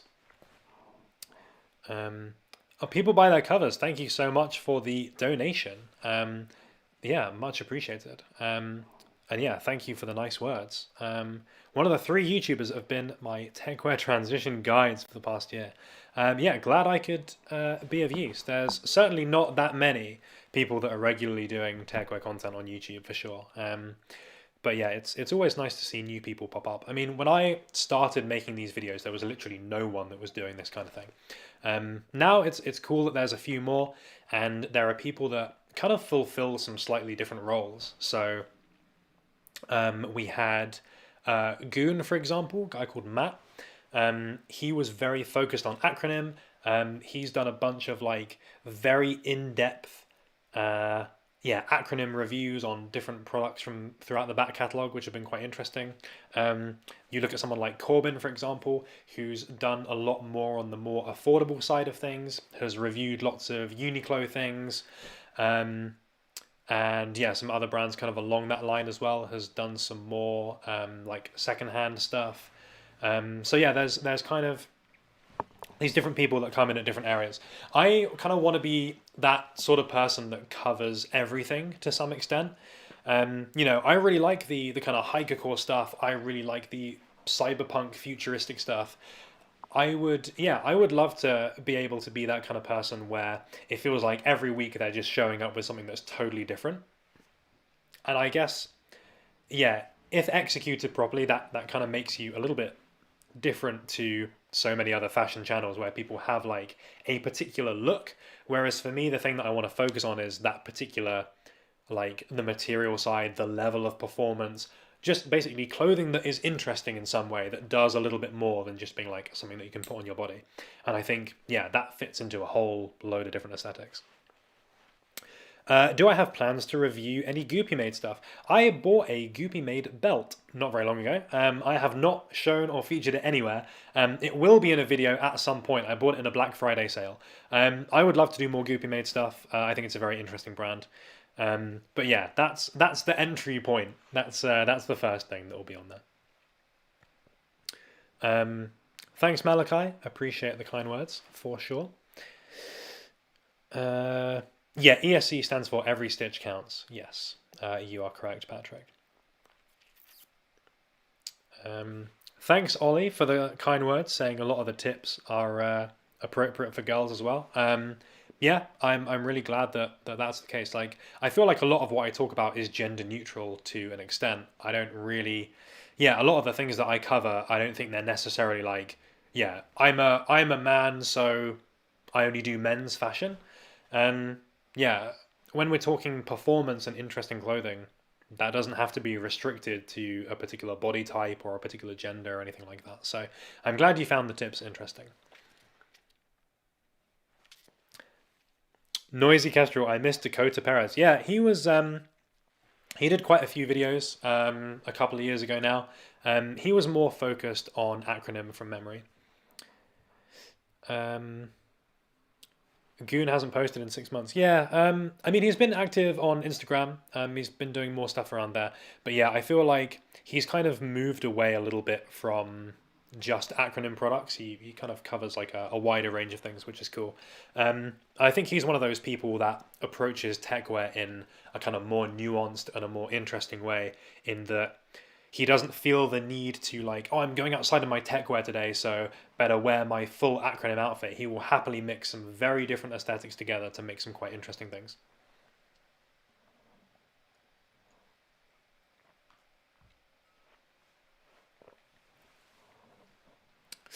Thanks Yeti Dex for the kind words, much appreciated. Gozi Hero, yeah, I can definitely appreciate that for sure. Like I think a lot of the techwear stuff by nature is not gendered, and can do a lot with proportions.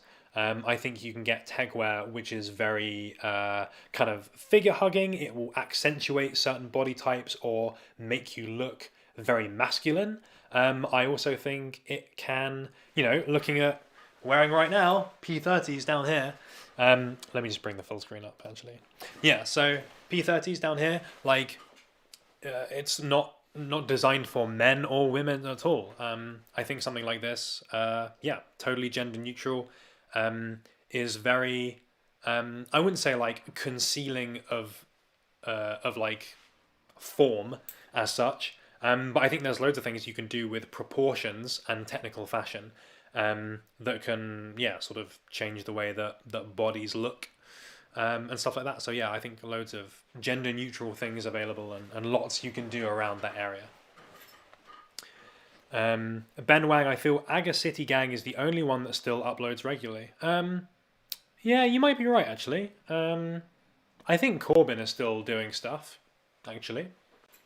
Who else? There's a guy called Rui as well, who I've seen making some recent content. I've seen him pop up on the Techwear clothing subreddit, who's done some interesting product reviews on kind of individual items. So he's covered like the acronym 3A5. He did a Goopy made kimono, I believe, or a Naragi rather.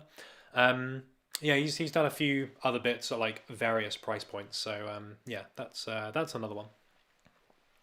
Favorite fit curators on our Techwear clothing. I mean, let's have a little look. Let's have a look on the Techwear clothing subreddit. Oh, actually, before we do that, one of the things I was going to talk about, thank you Wolfdesk for the 100k, much appreciated, is yeah, we were going to talk about exactly that. I think the natural question is like, so we're at 100k, what's next for the channel? Like, what is going to be the kind of upgrade, or what am I going to do differently? Because I want to make these videos as good as I can. I want to do some cool stuff out here. So one upgrade that I can tell you right now, I have picked up this. Let me show this properly. If the camera's going to focus, yes. This, if you don't, hang on, let me get rid of my face. Macro lens. If you don't know what this is by sight, it's a 19mm macro lens. What I want to be able to do with this is use it to be able to show like materials and cool details up close that until this point we haven't really been able to do. And I feel like this is also something where other fashion YouTubers haven't really explored or haven't really done very much of. So a silencer. It does kind of, yeah, it has that kind of vibe. So yeah, what I want to be able to do with this is really show things that up close material level so that we can really get into those like real tiny elements of fashion. So when I talk about like, oh, the material of this is really nice, or I really like this bit of stitching or finishing or whatever, we can really like get down to that granular level and show it. So that's going to be really cool. So I'm looking forward to making some use of that, and I hope that's one of the ways that it's going to take the channel to a bit of a new level and allow us to do some things in a bit of a better way. The other thing that I'm looking at is a bit of a channel rebrand. So, yeah, we've had the same kind of channel branding for some time. We've had the same channel banner, same display picture, the same intro, all of those kinds of things. I want to unite all of those things. Firstly, making them look a little bit more professional, because quite a few of the things, like the little lower thirds graphic, the kind of like, ooh, subscribe to This Is Anton on Instagram, hit the subscribe button, ooh, I'm a YouTuber, all of that stuff. I made all of those things myself in After Effects. And they do the job fine. Same with the intro animation, the little roulette thing. I made that myself. It looks okay. It does the job fine. But I would like to use a professional to get something done a little bit better. So what I would like to have is channel banner, lower thirds graphic, intro animation, things like when I show images on the screen as well, you know, we do like the full screen images, they have the like slow rotation fun effect, which I also made myself, to have in the background a kind of like texture or something else, maybe even outro animation as well, and all of those things to have the same kind of look and feel, so that like I really want people to be able to click on a video and then kind of feel like, all right, like I'm gonna settle on down, sit in for a visual experience here, and I kind of know what I'm getting. It feels like I'm watching a little mini TV episode. That's kind of what I want. Yeah, I want everything to be like as high quality as possible. You know, we're kind of at a new level in terms of subscribers and overall, yeah, kind of channel volume. So I want the quality of the videos to go up with that as well.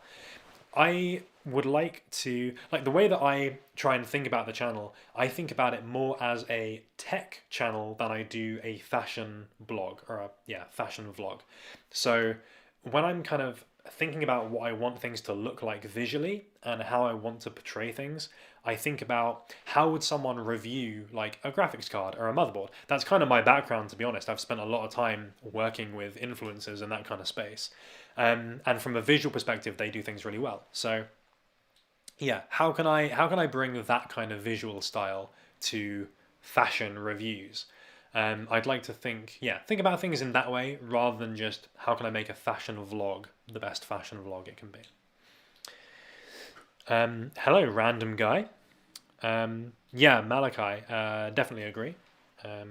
It's going to be all about the macro shots. I think they'll do quite nicely. Yeah, glad you like the intro tracks. Thanks for that, much appreciated. Yeah, it's After Effects is not my strong point for sure. Very amateurish. I'm glad you think that there's a charm to it. I think the overall editing style will probably stay the same, but it would just be the visual kind of elements around that will have a bit of an update.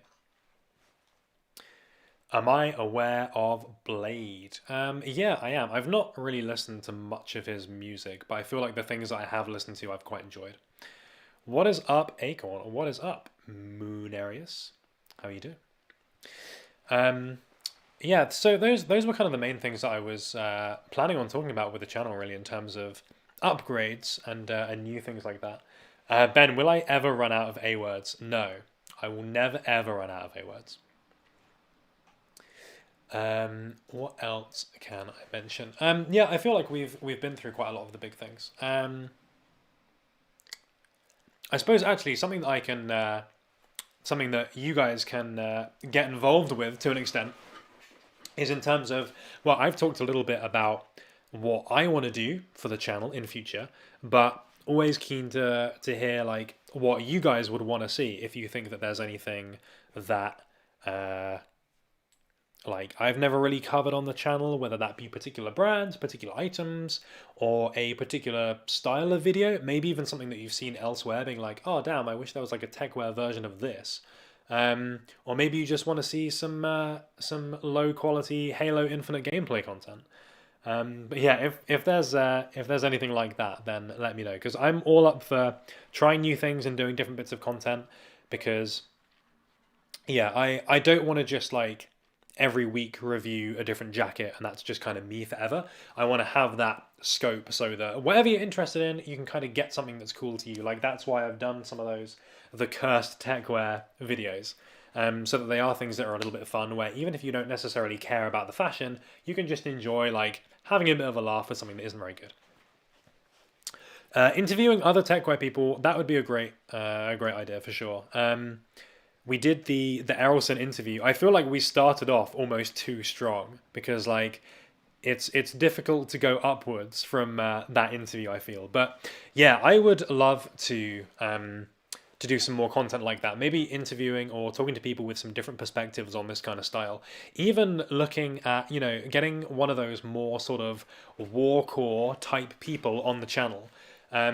Not necessarily to like bring them on here to roast them or whatever, but it would be interesting, I think, to get their perspective on like how does someone like that see Techwear as an overall style? How do they see their own style? How would they, yeah, how do they see themselves fitting into this kind of space? Because I feel like maybe that would be something that would be a kind of a bit of a challenge, because I think a lot of the people on the channel are, once you get to a certain level of techwear enthusiasm, you start feeling like, oh, the warcore stuff, the darkwear stuff, like boo, boo, hiss, that's rubbish.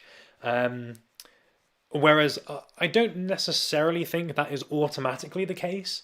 And yeah, I would like to do something like that, which maybe changes people's perceptions in some way, or helps people keep a bit of an open mind.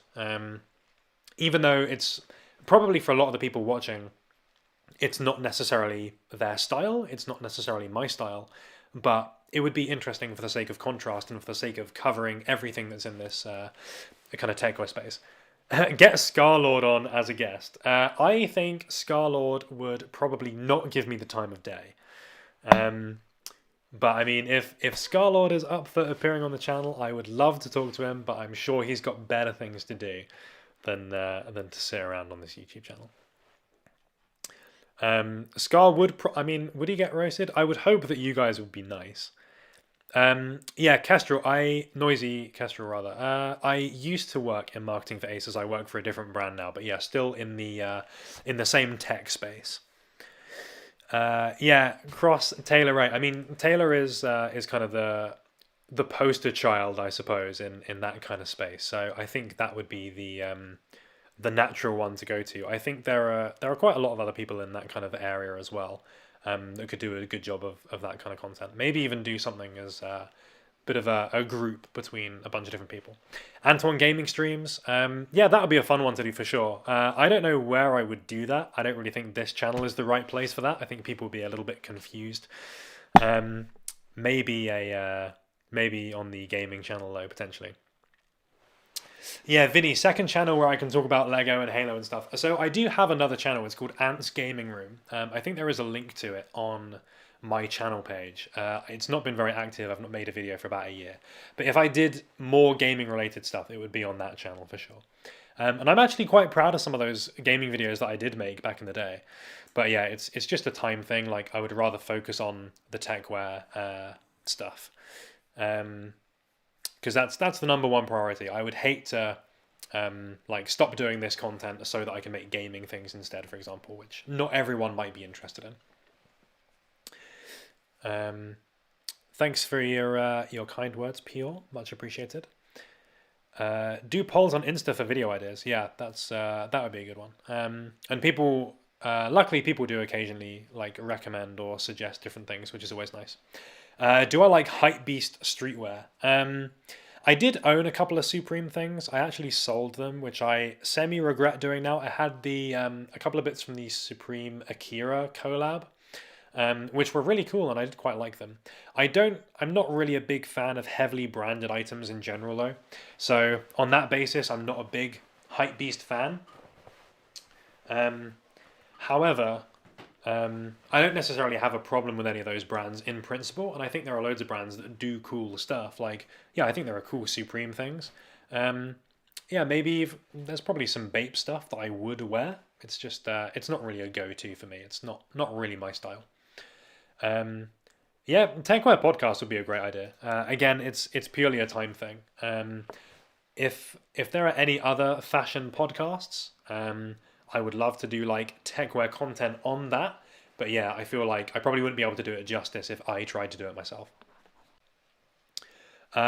Nicole McLaughlin would be an amazing interview video guest. If you've never seen her work, then definitely look her up on Instagram. Now a Arc'teryx brand ambassador, which is very cool. She does a lot of like DIY customization stuff and recontextualization of various items in a very sort of playful, fun way, which is really cool.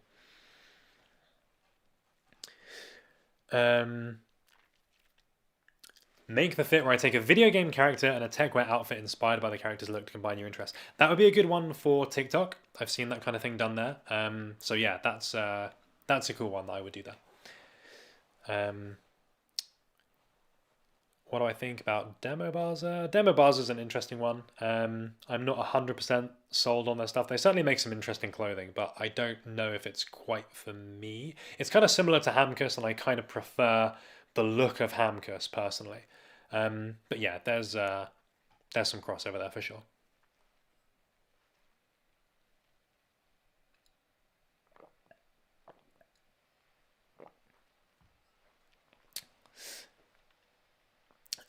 Thanks, Sam, for the kind words. Show us your Techwear on Animal Crossing. I actually, on that other channel, I did like Animal Crossing outfits video, which I did include some Animal Crossing acronym jackets on there. So, yeah, if you're interested in that, then you can go back and watch that old video.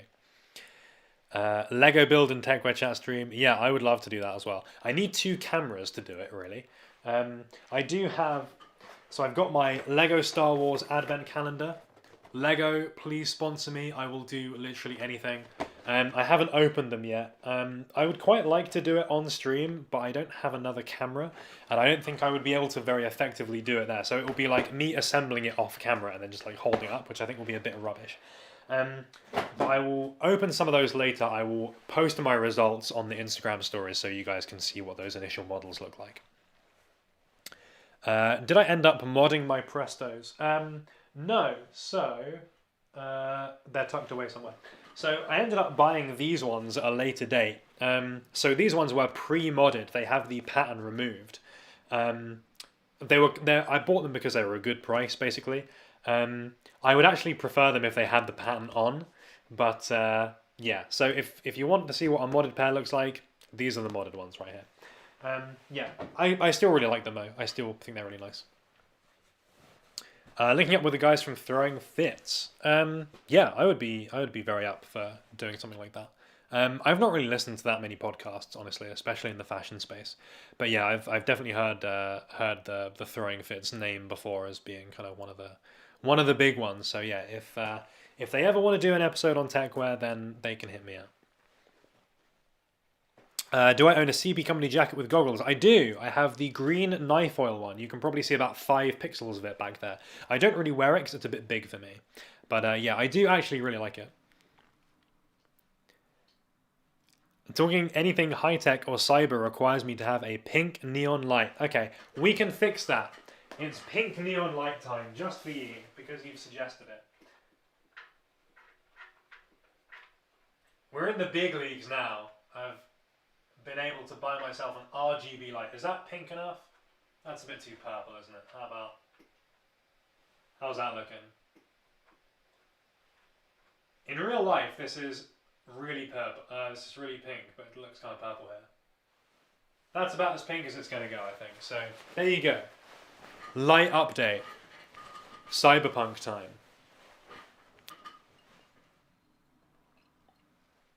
If I had a soundboard, I would play the Cyberpunk theme tune.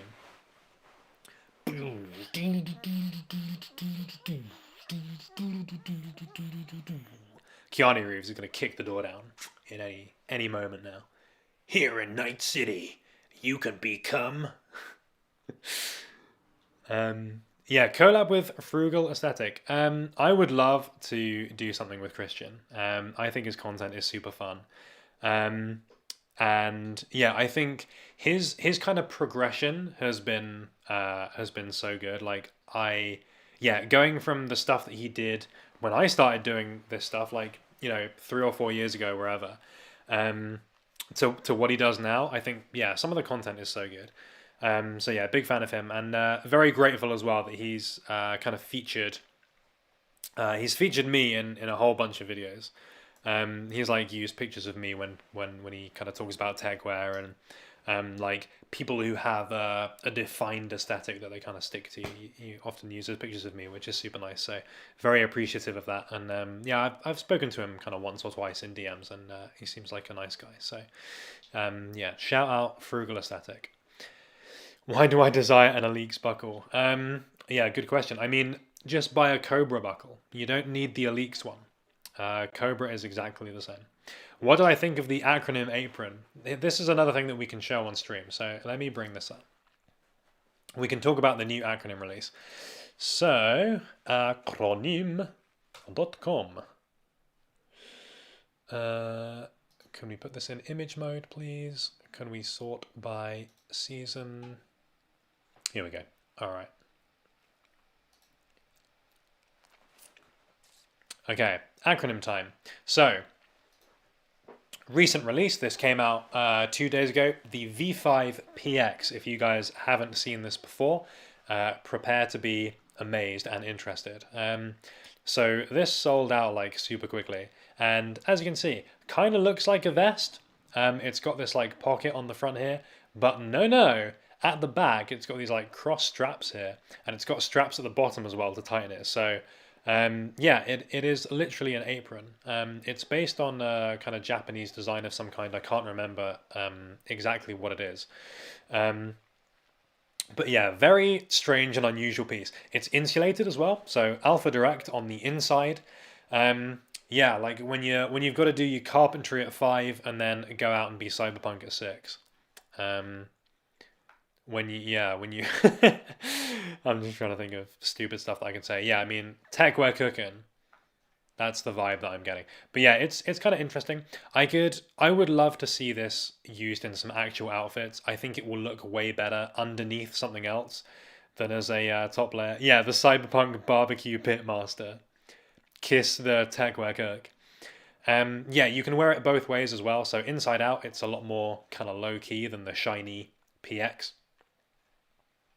Yeah, not out of place with Goth binging with Errolson. That's a good one. I like that. Um, yeah, so it's kind of a weird piece. I mean, not super hyped on it. It's the kind of thing that I would like to own, like almost as a challenge, to be like, how can I incorporate this? But yeah, very interested to see what people can do with this because I'm sure there will be some good looks that will come out of it. Thanks, pick of the day, for the nice words. Um, yeah, for the Techwear blacksmiths for sure. The Cyberpunk 2077 chef aesthetic. So let's go back because there was also these. So I was kind of in two minds about these, and there's so I would be a size large, and that's the only ones that are left. So I'm literally getting tempted in a big way right now. P24AE, so E being encapsulated nylon, so very different material to a lot of the other acronym pants, certainly acronym pants that I own. No stretch, but very lightweight, windproof as well, water resistant, and they got this multi-pocket BDU array. So they got the same raid pockets that came out recently on the P30A. And yeah, kind of overall relaxed fit, super wearable, very technical looking. There's like 14 pockets or something in these bad boys. So yeah, there's I think there's a lot to like with these. Yeah, I was super tempted. I just kind of feel like I bought a lot of acronym this year. I've probably spent too much money on clothing. Yeah, especially on acronym, and that was kind of what made me be like, oh, I really shouldn't, but I would also quite like to. So yeah. I'm trying to be sensible and not blow all of my money every single month on the most expensive clothing that I can buy. Um, yeah, I think they're pretty cool though. I think the raid pockets certainly add something. As I say, very wearable, hard not to like them, and I would love to try out the encapsulated nylon because I don't have anything with that material. Yeah, I agree, Penman. Better wearing it with a jacket, so then you can kind of hide that it's the apron. How tall am I? I am 6 foot 1.5. So yeah, I am. Most people think that I'm not that tall for some reason. I think it's because I tend to, whenever I do stuff, I tend to frame it in a very neutral way. Whereas a lot of people in kind of streetwear or techwear, when they do photos of themselves, they have the camera quite low, kind of looking up at them, and it makes people look taller. So then when I don't do that, people think like they look at two shots side by side and they're like, oh, this guy must not be very tall because he doesn't look as tall in the photos. But no, I'm about 6 foot 2 or just under, so I am fairly tall. It does cause some problems because I'm quite slim as well. Yeah, 6 foot 2 if a pretty girl asks for sure. Um, yeah, I'm quite slim as well, so ideally, like I would kind of be a large in a lot of things lengthwise, but then medium in like a width. So it can be difficult, but probably exchange. I literally could. I literally could exchange all that acronym for a car. I mean, there's an embarrassing amount of stuff, honestly. If you, yeah, put together like the J16, the J44, two pairs of P30s, the P23, the shirt, the bag, that's easily a car, and that's probably a depressing thought that I could. Well, I have a car, but you know what I mean. That money could have gone to a lot of different places. Instead, I just own a lot of epic, edgy cyberpunk clothing instead. But it's fine. No regrets. No regrets. Thoughts on doing DIY or contents on how to take Techwear photos? I mean, Techwear photos is, I don't think you need to overcomplicate it, really. I mean, if we just look at my own content, for example, like, oh, are you gonna work, please? I just want to look at my own pictures. All right, so I mean, take the most recent image as an example. Like, I'm not really doing too much from like a tech, like what makes it a Techwear photo. Not that much, really. I think the important thing is the same as with any photo of a person, like getting the framing right, so you can see like a bit of space above the head, bit of space below the feet, so you got the whole fit in shot. Everything is very clear. Important thing with Techwear, I think, is not to blow out the blacks. So you want to raise that black point a little bit, so that even though I'm wearing black pants here, you can still see the detail in these. You're not losing that. Yeah, that's the big tip, I suppose. Yeah, just kind of going for overall quality. Like, I don't think you need to do any like crazy cyberpunk, like get your smoke grenades out and start doing all this crazy stuff. Like, I think if you're just showing the thing that you're wearing in a clear way, that tends to be what I go for, and seems to work for me. Look like a giant man. Yeah, I mean, I was saying all that about like taking my photos in a very neutral way. In this picture, I did actually have the camera very low, and yeah, like the difference in perspective makes a massive amount of difference compared to how tall or short you actually are. Like in this photo, I think I look absolutely enormous. But then you go back a little bit, like if you look at this picture, for example, all right, that's a bad example because it's also very low down. Like if you look at this one here, like I think I had the camera at kind of like waist or maybe just above. Like I don't think I look particularly tall in that picture.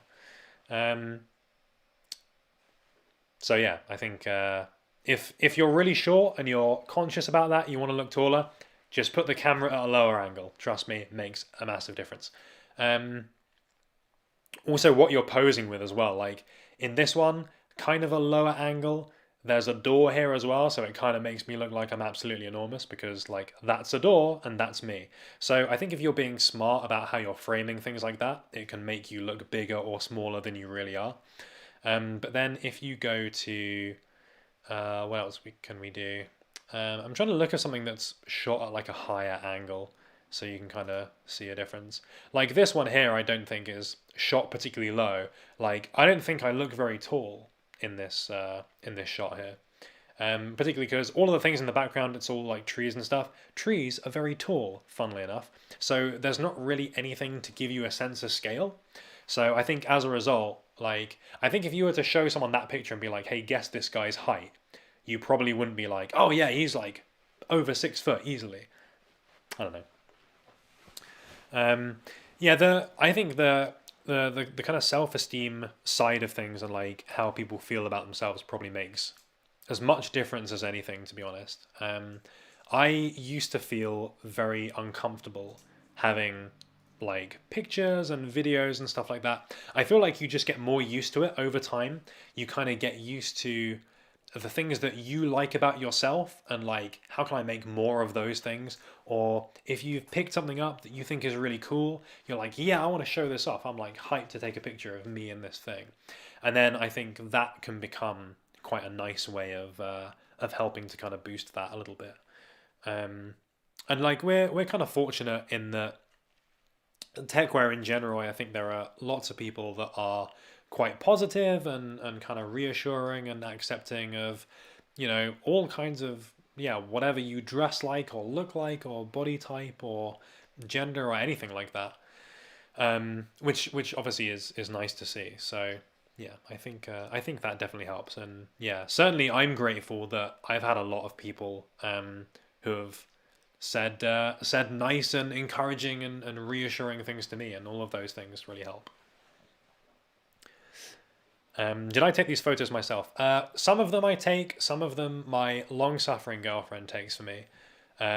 It's kind of a 50-50 split. So like this one, for example, I did myself. These ones were done by my girlfriend, which, I think often the ones that she does tend to look a little bit nicer. It really makes a difference having someone else there, I think, because then you can be a little bit more natural with your movements and you can just have a bit more fun with it as well, I feel. Hashtag YouTube famous. Yeah, the confidence does help for sure. Um, yeah, Ben, I think a lot of people feel that. I've seen that quite commonly, that people kind of feel like I would really want to share what I'm doing, be involved in the community, but I'm very self-conscious. I don't like having photos taken of myself. I think that's totally fine, and I think it's quite natural, to be honest. Um, Especially for men, I think there's a real kind of culture of like having photos of yourself is very vain. Um, and like people like to joke about, you go on Tinder and like all the guys just have pictures of fish, and it's like, what is the weird obsession with fish? Makes it look like you have no personality, whatever. In reality, it's because your average guy, like, when are they going to take a photo of themselves? It's only when they have some kind of cool achievement that they've done that they're proud of. Fish. Here's a reason for me to take a photo because like I did a thing today, and then that ends up being the only photos that they have of themselves. So, yeah, don't make too much fun of the fish guys because maybe they just feel like they're not really empowered to take a photo of themselves at any other time, and they just don't have that much material. Um, but yeah, I personally don't think it's not a sign of vanity having a photo of yourself. It's not an effeminate thing. It's not girly or whatever to take photos of yourself. Like the way that I see it, like the content that I do, all I'm doing is documenting the stuff that I'm wearing. It's not about like, oh, look how cool I am. Look at me. Like it's not meant to be like a cult of personality. It's purely meant to be a like, these are the things that I've got on. This is what they look like. And that's why, I always identify all of the things just to show like, this is what I've got on me. So I think there's, plenty of good reasons to take photos, even if you're just showing stuff that you're wearing. Yeah, normalize dudes taking photos of dudes. That's all I'm saying. Normalize that shit. And yeah, if you've done something cool, take a photo, share it with your buddies. Don't be scared to do so. But if you are kind of nervous or you don't like the idea, a lot of people will like blank their face out, or they'll take photos from like the neck down or whatever, so it's not like associated with their face. Nothing wrong with doing that at all. So I would definitely recommend doing that if you're a little bit kind of anxious about that, which is fine. Are fish waterproof? Fish are are they the most techwear animal? Maybe. Fish techwear confirmed.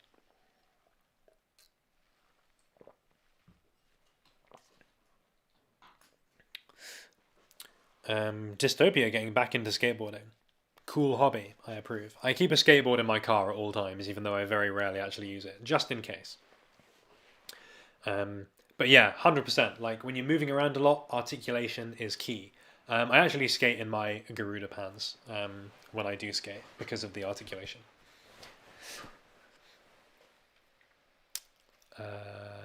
What does techwear mean to me?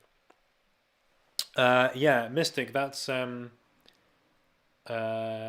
good question. Difficult question to answer, I think. For me, I think it's about the the combination of both of those things. So yeah, of course, it's about the look. Of course, it's about the performance. But I think having one of those things without the other is never good. Like I feel like there was a trend of going too far into the performance direction at some point, of people really having to justify that like everything I'm wearing is super techwear for XYZ reason.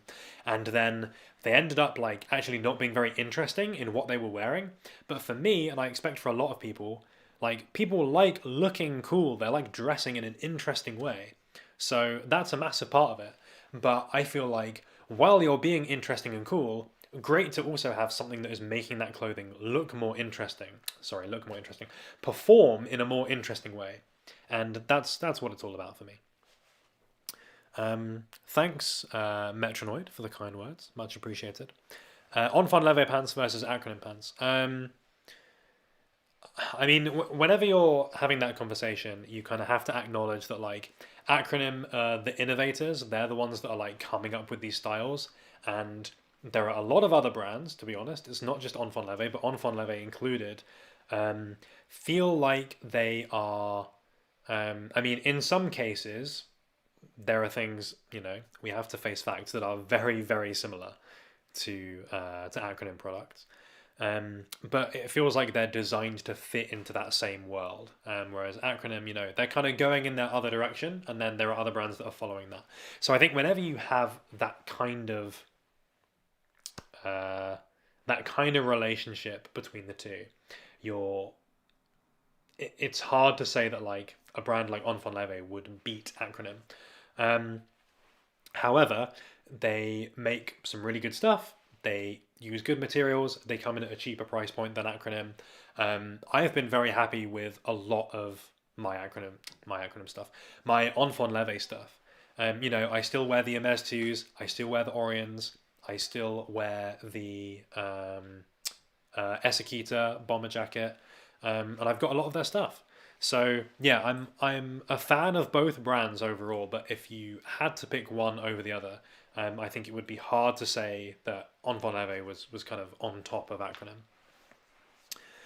What's my honest opinion on Doom Life? So, yeah, this is a good opportunity to talk about sponsored content actually.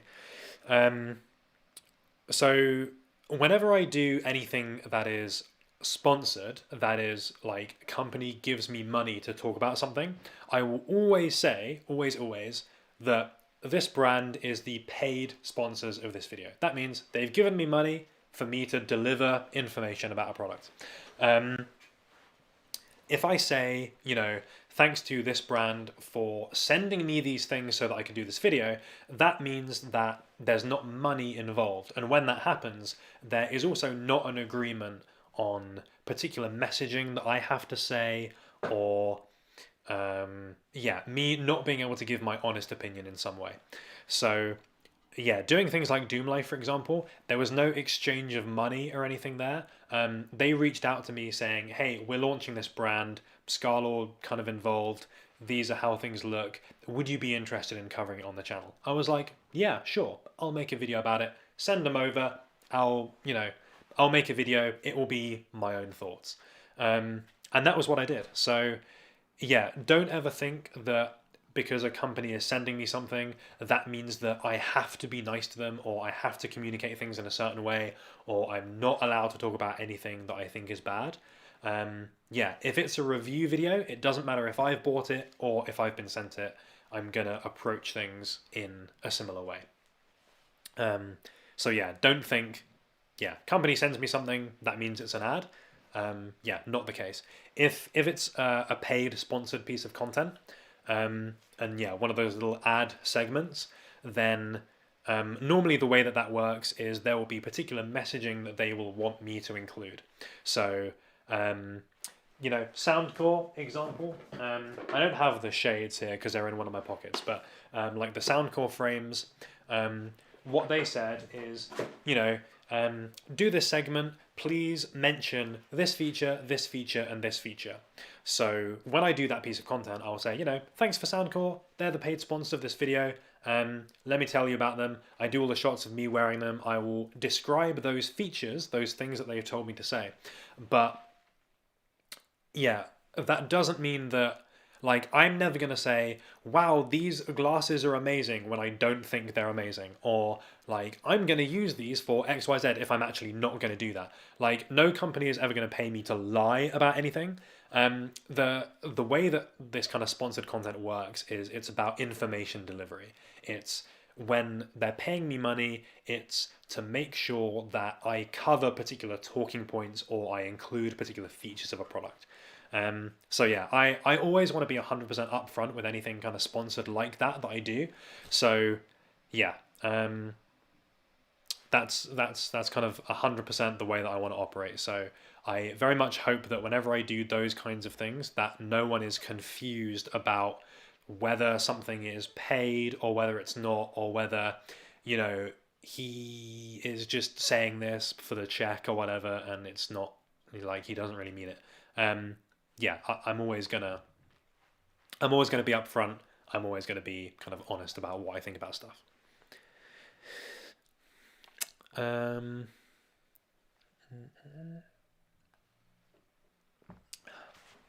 have I ever refused a sponsor from a company asking me to say something that I didn't agree with? I refuse most sponsorships, to be honest.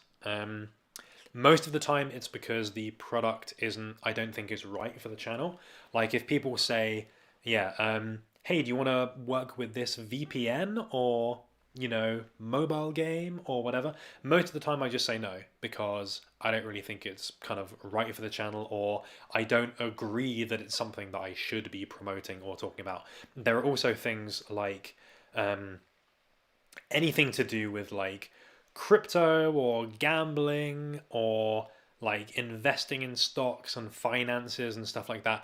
I don't feel comfortable with promoting something like that. So in that sense, I yeah, I say no on the basis that I don't agree that that content is something that I should be doing, and it's not something that I would kind of get behind. But yeah, Raid Shadow Legends, obviously, as we discussed earlier, being the exception to that rule.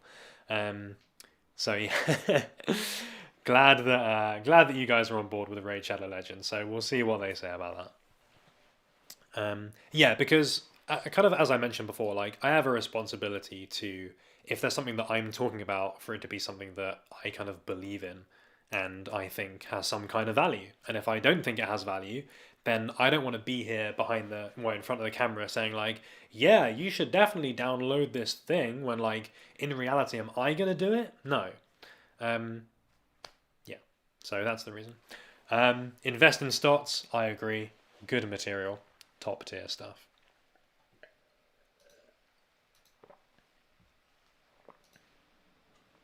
Gaming and tech will go hand in hand. Yeah, I definitely agree with that. And one of the things that I would love to do more of, like, I would love to do more gaming and tech related sponsorships on the channel. Um, and yeah, by that I mean, if there was, yeah, cool new Nintendo game that comes out, or yeah, an interesting PC game, and they're like, oh, we want some people to talk about it who maybe aren't just gaming streamers, who maybe fit a different category. Like, I spend so much of my time, like free time, gaming. That's my hobby when I want to unwind and relax and stuff. So like I would absolutely love to do sponsored content talking about gaming stuff, or like doing something with Intel or Nvidia talking about like, hey, I use these graphics cards because I spend a lot of time gaming, but I also need to render and edit videos and stuff like that. Like there's definitely an interesting angle where I could talk about that stuff. Um, Honey sponsors. I mean, I do the content with Karma, which is kind of similar to Honey from my understanding. I think something like, yeah, anything like that, the kind of cashback stuff, definitely has value. Because, yeah, ultimately this channel is kind of about buying things. And if there is some kind of service that makes it cheaper or better to buy things, then yeah, fine. Alienware X Techwear. Yeah, that would be an interesting sponsorship for sure. I would definitely be up for doing Alienware content. How am I finding Halo Infinite? I think it's been great so far. Yeah, really enjoying it. I have never really played much Halo historically. I used to play a lot of TF2, so that's my kind of FPS background. But yeah, I think it's super fun, like very arcadey, very jumpy.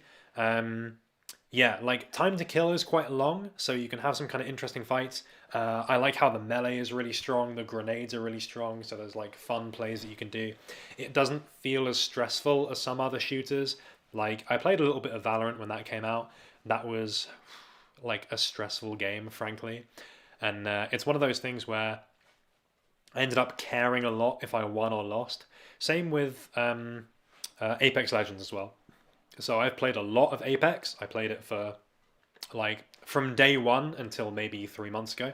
But I found myself getting more and more frustrated whenever I would lose because I'm a pretty average gamer. I'm not some like turbo, your scrim is ready competitive player. So yeah, I don't always win. I don't always get loads of kills or whatever. And I found it very frustrating. And I just kind of thought, what is the point of spending so much of my time like loading up into a game like Apex, knowing that like there's a fairly good chance that I'm gonna do something stupid and I'm just gonna have a bad time. I don't really want to do that. Whereas I know that if I load up Halo Infinite, even if I lose, I will probably have fun.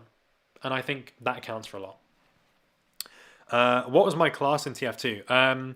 I like Spy. I play Spy a lot. I play Pyro a lot, and I play Soldier a lot. Those are my top three. But I do play a little bit of everyone to some extent. But yeah, those are really the main ones. I quite like some heavy as well. When you want to just turn your brain off, just hold the mouse button down and just have some fun. Then heavy's always a good one for that.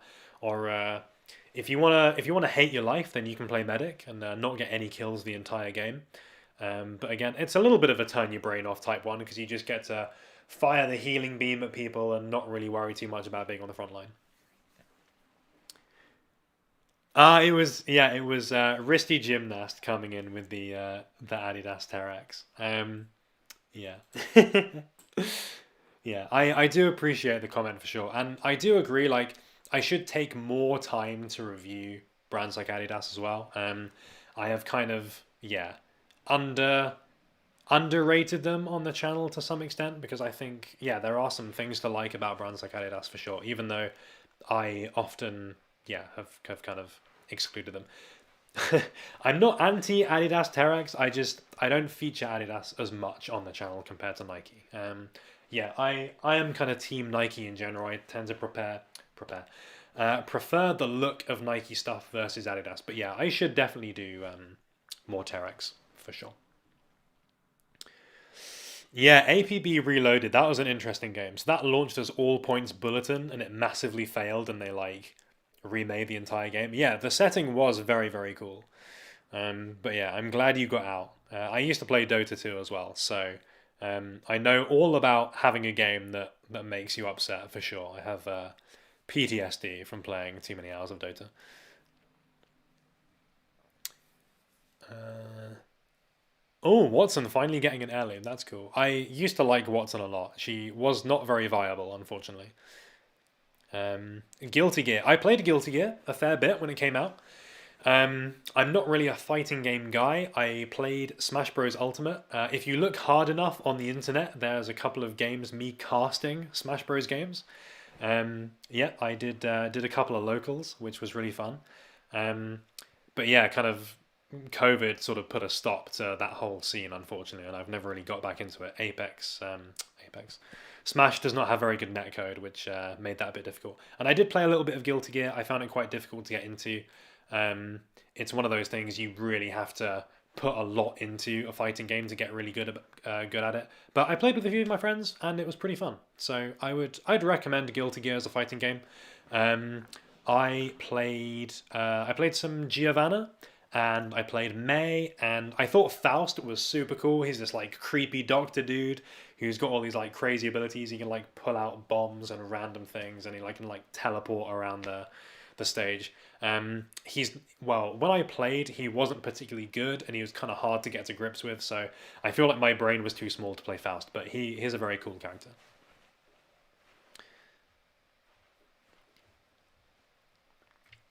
Was there ever a clothing drop as disappointing for fashion as Cyberpunk was for games? Um, yeah, what has there been recently that's been disappointing? I can't think of anything. I feel like a lot of brands are kind of on the way up, as it were. I can't think of anything off the top of my head that's like, oh man, they used to be better a bunch of years ago and now they suck. Maybe I'll have to come back to that one. Two in one versus Alpine. What's my favorite? I think the Alpine for me has the kind of emotional connection. Hang on, let me go full screen again. Yeah, the Alpine for me has the kind of emotional connection of being like the first Techwear thing. I really like the two-in-one for the two-in-one functionality. I like that it has that insulator built in. Um, I like the white coloring as well, to be honest. I think that gives it that kind of unique, uh, the unique kind of aspect to it. Yeah, it's hard. I think if I had to pick, I would probably pick the Alpine, but I do still like the two-in-one a lot. Both of them have a place in my heart for sure, and I think they fit slightly different cases as well.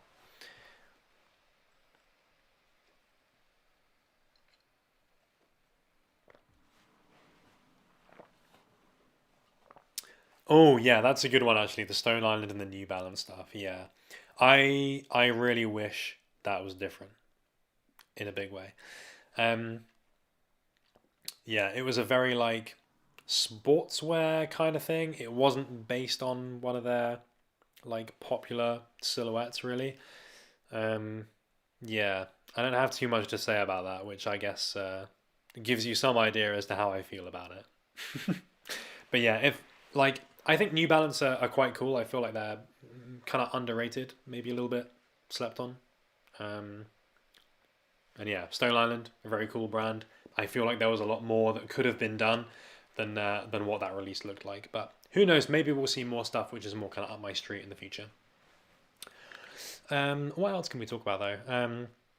I mean, I'll tell you another thing gaming related. So I've been playing a lot of Halo Infinite, and I've been playing some Forza Horizon 5 as well.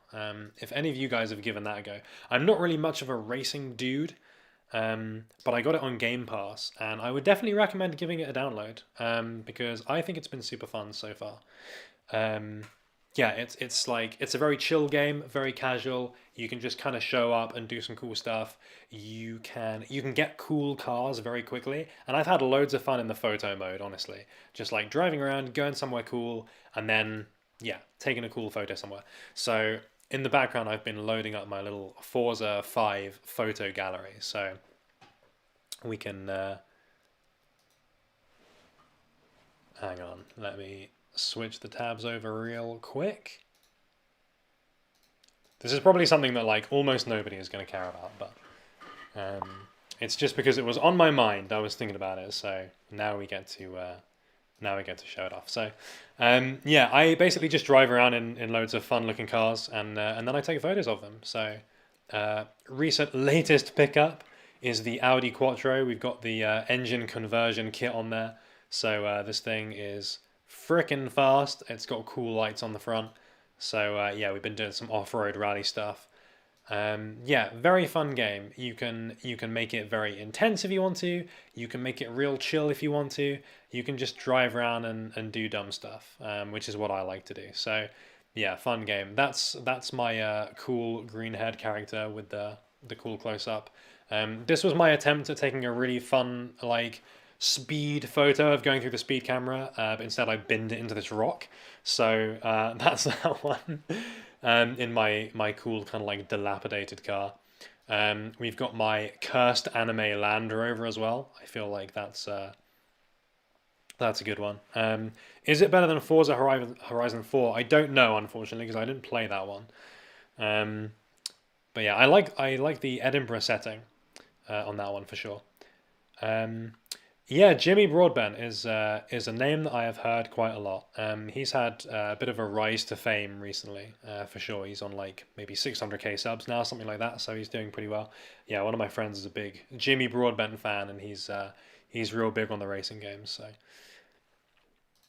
where's the Supra at? There is a Supra somewhere. It's very far down in my photos, but I do have a Supra as well. Yeah, I basically just use it as a kind of like, these are cars that I would like to own kind of deal. Here's some more anime. The anime titties car. Not all of my cars are done up like anime, I promise. I do it for the irony. This is, I feel like if I was going to own like any car, I would probably go for something like this. Nice lime green Ford Capri. Yeah, very cool, I feel. Yeah, the kind of classics. Or, I mean, the other dream car is the Drifting for Jesus van, Sideways in the Spirit. How can you say no to that? Yeah, fun game and lots of cool stuff. No, I don't play with the steering wheel. I'm not like a mega racing nerd or anything like that. So yeah, I've just been playing with a PS4 controller. Um, but yeah, it's still good. It's still good. Um, yeah. The anime totally ironic. Yeah, definitely. Do I enjoy single player games? Yeah, I play a little bit of single player stuff. I have been playing the Diamond and Pearl remakes recently. I normally have like one multiplayer game on the go and then one Nintendo Switch single player game on the go at any one time. So yeah, got the Switch here in times of need. So yeah, I've been playing that quite a lot. Yeah, before that, I went through Metroid Dread, which was very cool. Before that, can't remember. I bought the Mario Golf game, which was fun for like a week and a half. I need to go back and play some of the updates actually because they added some new stuff. So yeah, that's been good. I would like to try Luigi's Mansion. Not tried that yet. There's SMT5 as well, which came out recently. I would definitely like to give that a go. I'm not really a big JRPG kind of guy. I play the Pokemon games, that's mostly it, so that would be a new one. I know, no Simrig. Shame. Don't quite have the cash for that. I mean, if you thought Techwear is expensive, then yeah, try buying Fanatec racing wheels and stuff like that, and you're reaching a whole new level of money. Have I ever played Terraria? I've not. I've played a little bit of Minecraft, which I know is obviously a very different game. Yeah, I know like Terraria is mega popular. It's like one of the highest rated games on Steam, I think, ever. So I know a lot of people are a big fan of it. But yeah, I've just never given it a go. Yeah, glad you're a fan of Luigi's Mansion though. I've heard a lot of good things about that. I've only played the first one very briefly, so I don't really have much experience with it. So would love to give it a go. Metroid Dread, I thought it was really good. I thoroughly enjoyed that. I played it for it was maybe like 15 hours, I think, in total. But yeah, it was really enjoyable. I think they do really smart things with game design. So the kind of Metroidvania genre is like it's so easy to get lost in those games and just end up like wandering around aimlessly, being like, I'm not sure where the right way to go is. But they have so many different like ways of kind of locking you out of different areas and pointing you in different directions and kind of giving you a little bit of a hand of like this is the way that you should be going, that you're kind of always progressing and it always feels like you're discovering new things in your own way, but it's also very hard to end up like on the total opposite side of the map because you're like yeah, you'll go down this direction that maybe you can't get back from because you don't have the right power up to do so or the right upgrade.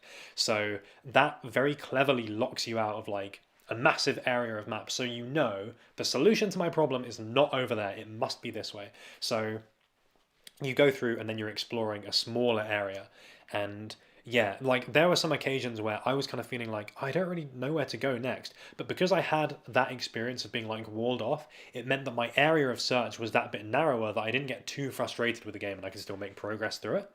So yeah, I thought it was really smart for that reason. The boss battles were fun as well. It was pretty difficult. I died quite a lot. Yeah, a lot to like about that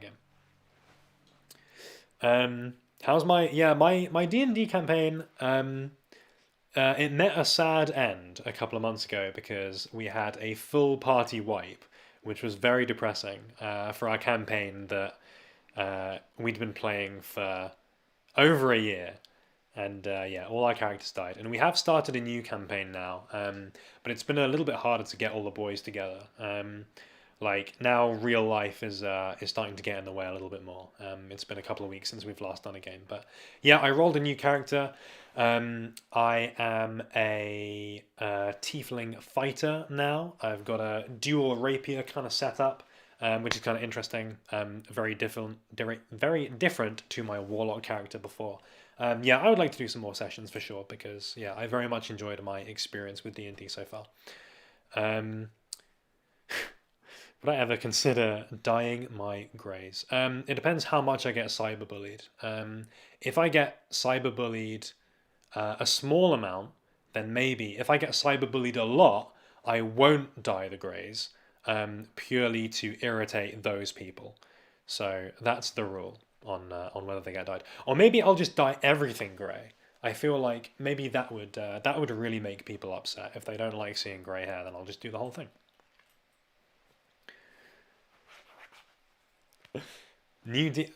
Don't never ever pretend that I'm legitimately fully waterproof right now. I've got the Aoku dry skin t-shirt on. I've got the acronym P30s.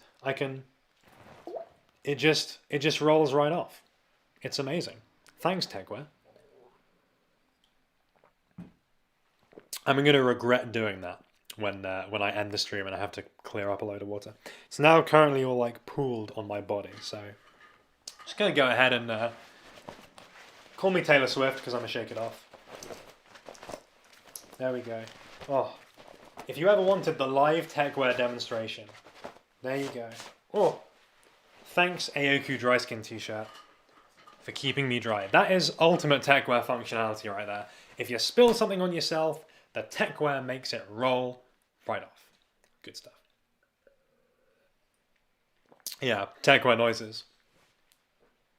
I needed the frugal aesthetic captions at the bottom there. Thoughts on the brand Snowpeak? I am a Snowpeak fan for sure. I think they make a lot of interesting stuff. I would love to cover them more on the channel.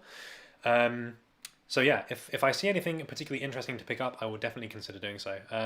We've got some more kind of general pickup videos coming up as well, so I would love to feature some more brands that I haven't had the chance to show off physically. So yeah, I'll probably be in some different brands' DMs being like, I've got some ideas, do you want to send me something maybe? 100k, by the way? Does that get me any clout? I'll take a picture of me and my YouTube plaque when that shows up to prove I'm legit.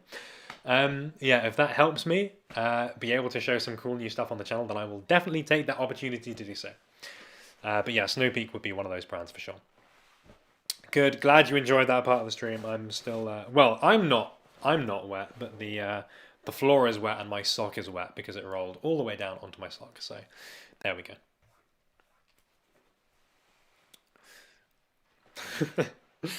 But can you do this? Yeah. I'm running out of water now, so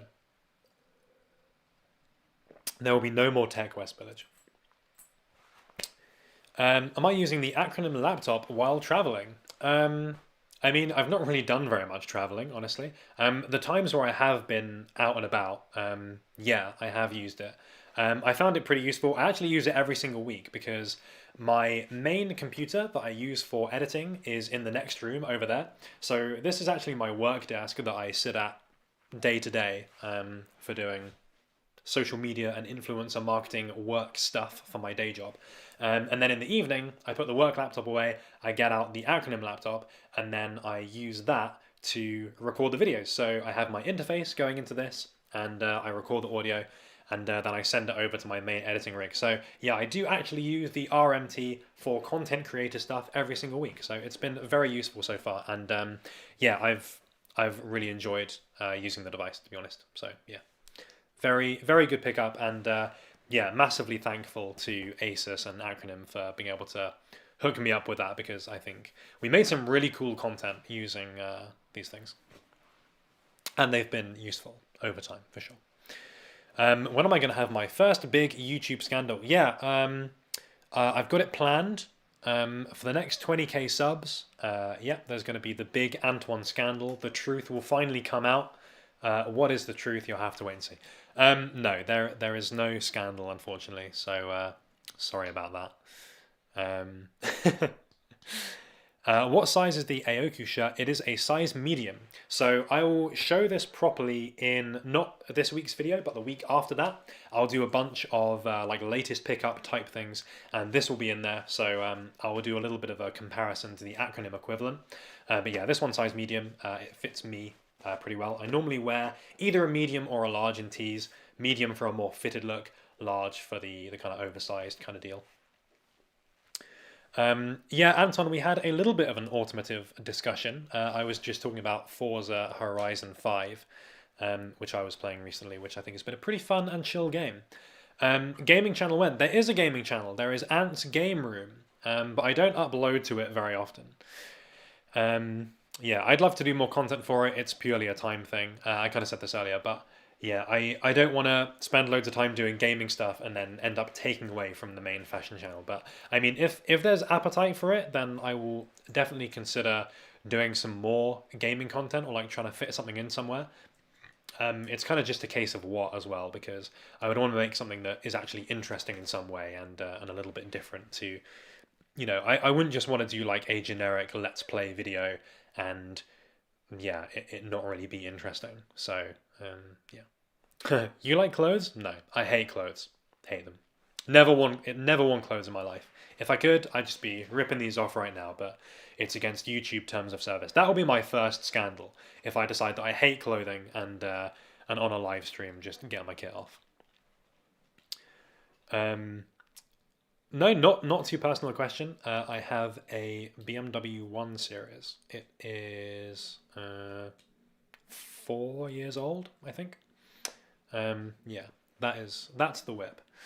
Um, it is, yeah, I'm a fan of it. It's fairly efficient. It's diesel, 2 liter turbo, so it's much quicker than my old car. I used to have a Seat Ibiza, which I had for a very long time. So yeah, I had a bit of an upgrade a couple of years ago, and yeah, it's very comfortable. Auto as well, which is nice.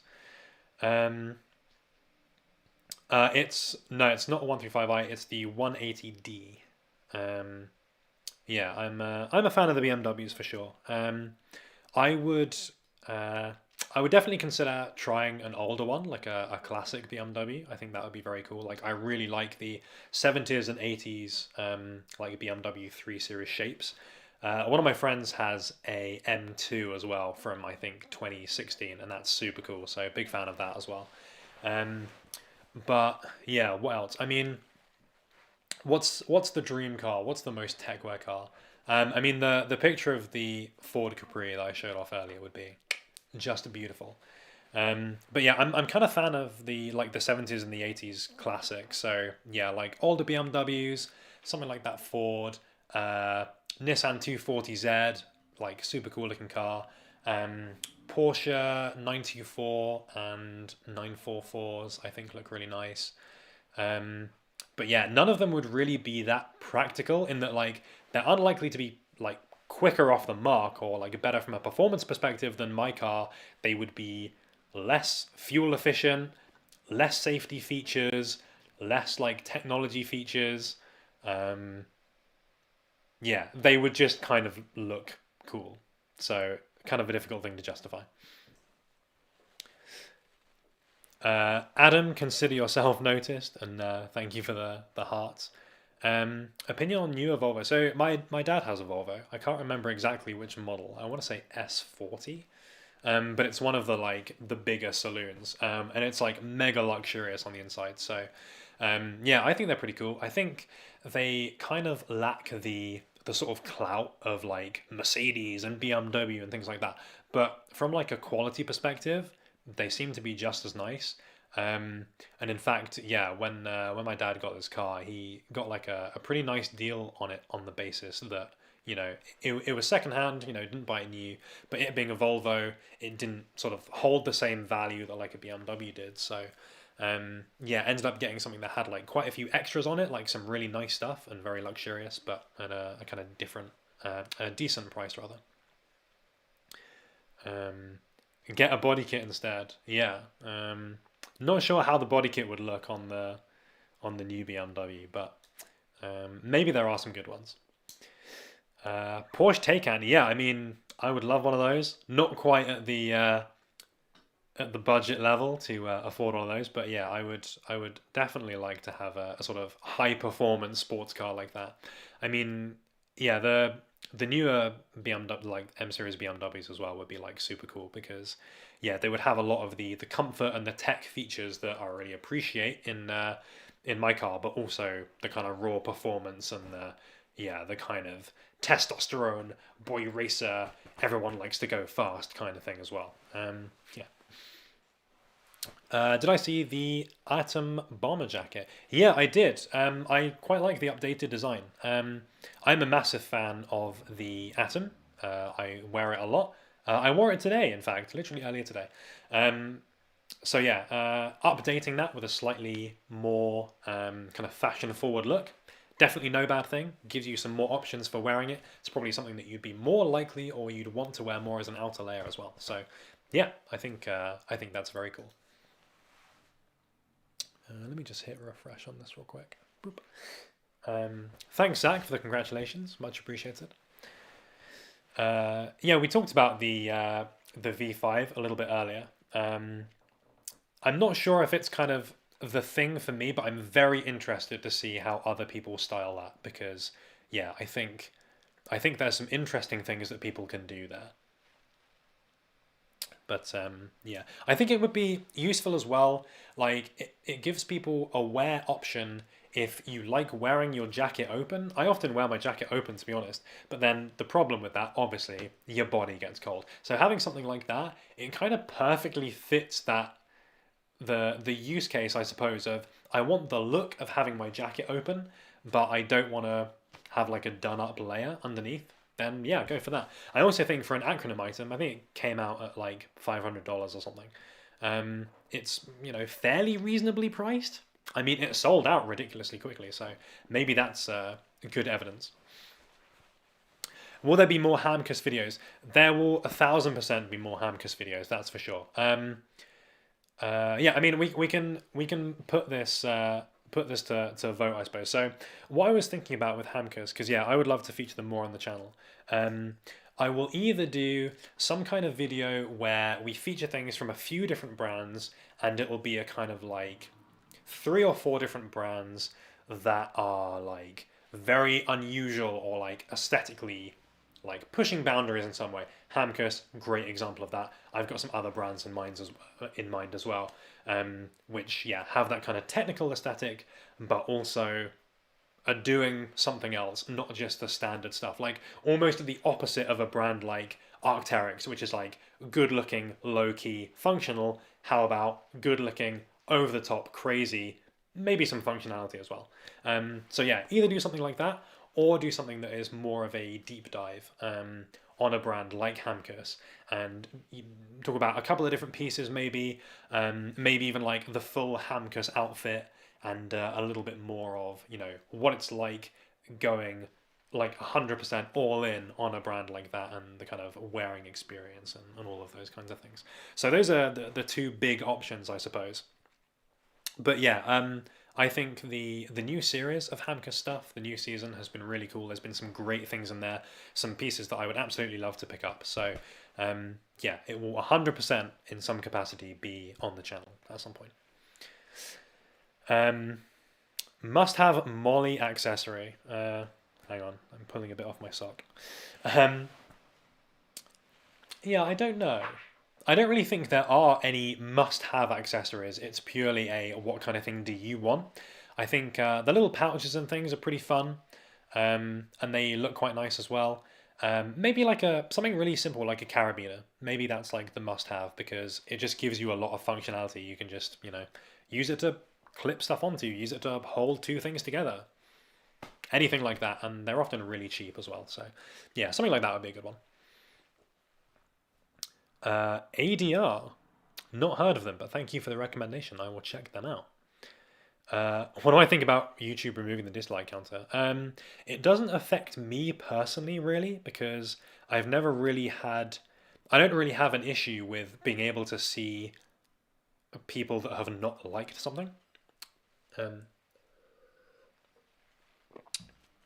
Like the way that I see it, the kind of likes or dislikes, they're kind of like a bit of a weather vane, really. Like if I put out a video and it gets a really strong response of a lot of people liking it and a lot of people disliking it, then that's some kind of useful information for me because then I know, oh, okay, like this made people feel things for some reason. Like what was the reason for that? Why was everyone like upvoting it or downvoting it?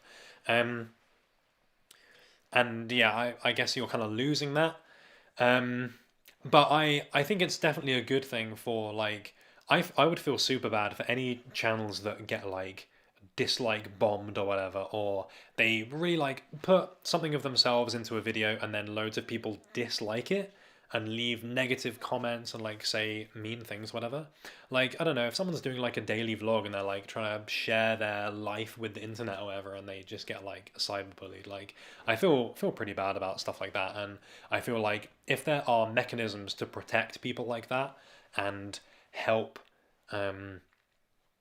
stop those kinds of situations where people feel like they're sort of not being validated online, or yeah, not getting enough likes or getting too many dislikes is kind of causing like a problem for people mentally, because like we know the psychological damage that social media does.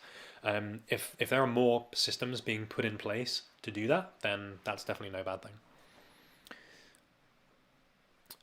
Or a G-Shock. I don't know what that is in relation to, but definitely a G-Shock fan. I would love to talk about G-Shock more on the channel. They released a really cool model recently, this new titanium one, which has loads of like all over the straps and like all on here. Let me hold it the right way. Yeah, they've got all this like text, like identifying all the different pieces, which I think is really cool. Yeah, but yeah, in terms of accessories, I think G-Shock is a big thing for me. Yeah, I'd love to do them more on the channel. I've actually messaged them on multiple occasions now, being like, would love to do a video with more G-Shocks, please. Like, I like this one a lot. I'd love to do it more. And they have successfully ignored me every single time. So, yeah, RIP on that, on the G-Shock dream. But yeah, I would certainly love to pick up more stuff from that brand. As I say, that new titanium one I think looks amazing. The retail on it is ridiculous. It's like £1,400 or something. So sadly out of my price range, particularly because this one was already quite expensive. And yeah, there's a limit to how many watches I can buy, obviously. But yeah, I think they're really cool. Oh, you might be right, actually. Yeah, I think creators can still see the dislikes. And that's good to know about the Chrome extension as well. Oh, yeah. Yeah, I agree with the metal Casio because I think those are very, very cool. Yeah, big fan of those. I wish that there was, I don't think there is yet. The thing that I like about this is that it's full metal, so the strap is metal as well as the face. I think with the Casio, because they've only done ones where the face is metal and then it still has like a resin band or a material one. If they did one with a metal band as well, I would be super interested in that. Do I think smartwatches have reached a point that makes them more usable? To an extent, yeah. I'd like to give one a go. Like, honestly, what I would love, my ideal smartwatch would be like, imagine this. Hang on, let me get rid of my face. There you go. Like, this watch, but if it had, like, I don't know. If it had like weather functionality, for example, like if there was a little icon on there that told me like what the temperature was and what the weather was like, that would be like perfect for me. I would really like that. And if it had, I don't know, a button to like one programmable button on it to do something so that I could use it as a remote shutter when I like take photos and do videos and stuff. Again, that would be super cool. I would absolutely love that. I don't really think I need like a massive amount of functionality. Like a lot of smartwatches now, they, you know, you can read messages, you can take calls, you can hold them up to your ear, you can browse the internet. Like, I never ever want to watch a YouTube video on this. Like, are you kidding me? I'd have to be so desperate to do that just no. I would much rather have something that's got better battery life, has the durability of something like a G-Shock and the look of something like a G-Shock, but has that little bit of extra functionality in there.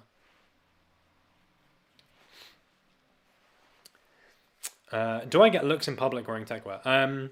Yeah, it depends on what.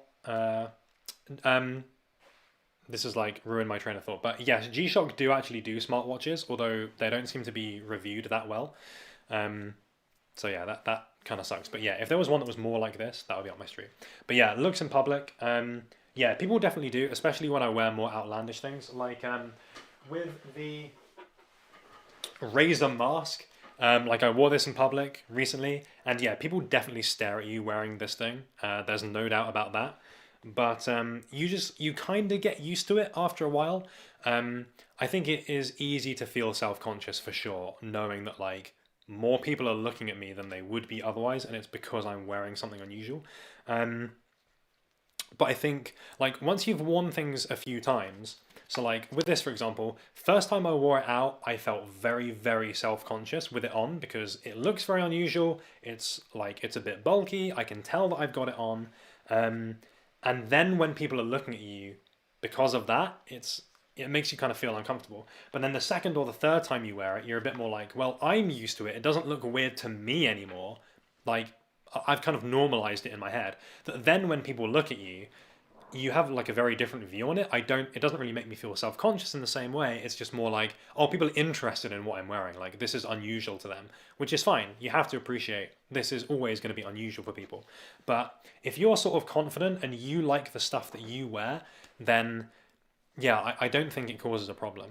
And I feel that way with like a lot of the more out there jackets, like the J1 and the J16, that like I think they look great. I think they're really cool looking jackets. And people will look at you because you're wearing that. But as far as I'm concerned, like they're looking at me because I'm wearing something interesting that I think looks cool. So yeah, I don't have a problem with it, but I can definitely see that it would make some people feel uncomfortable for sure.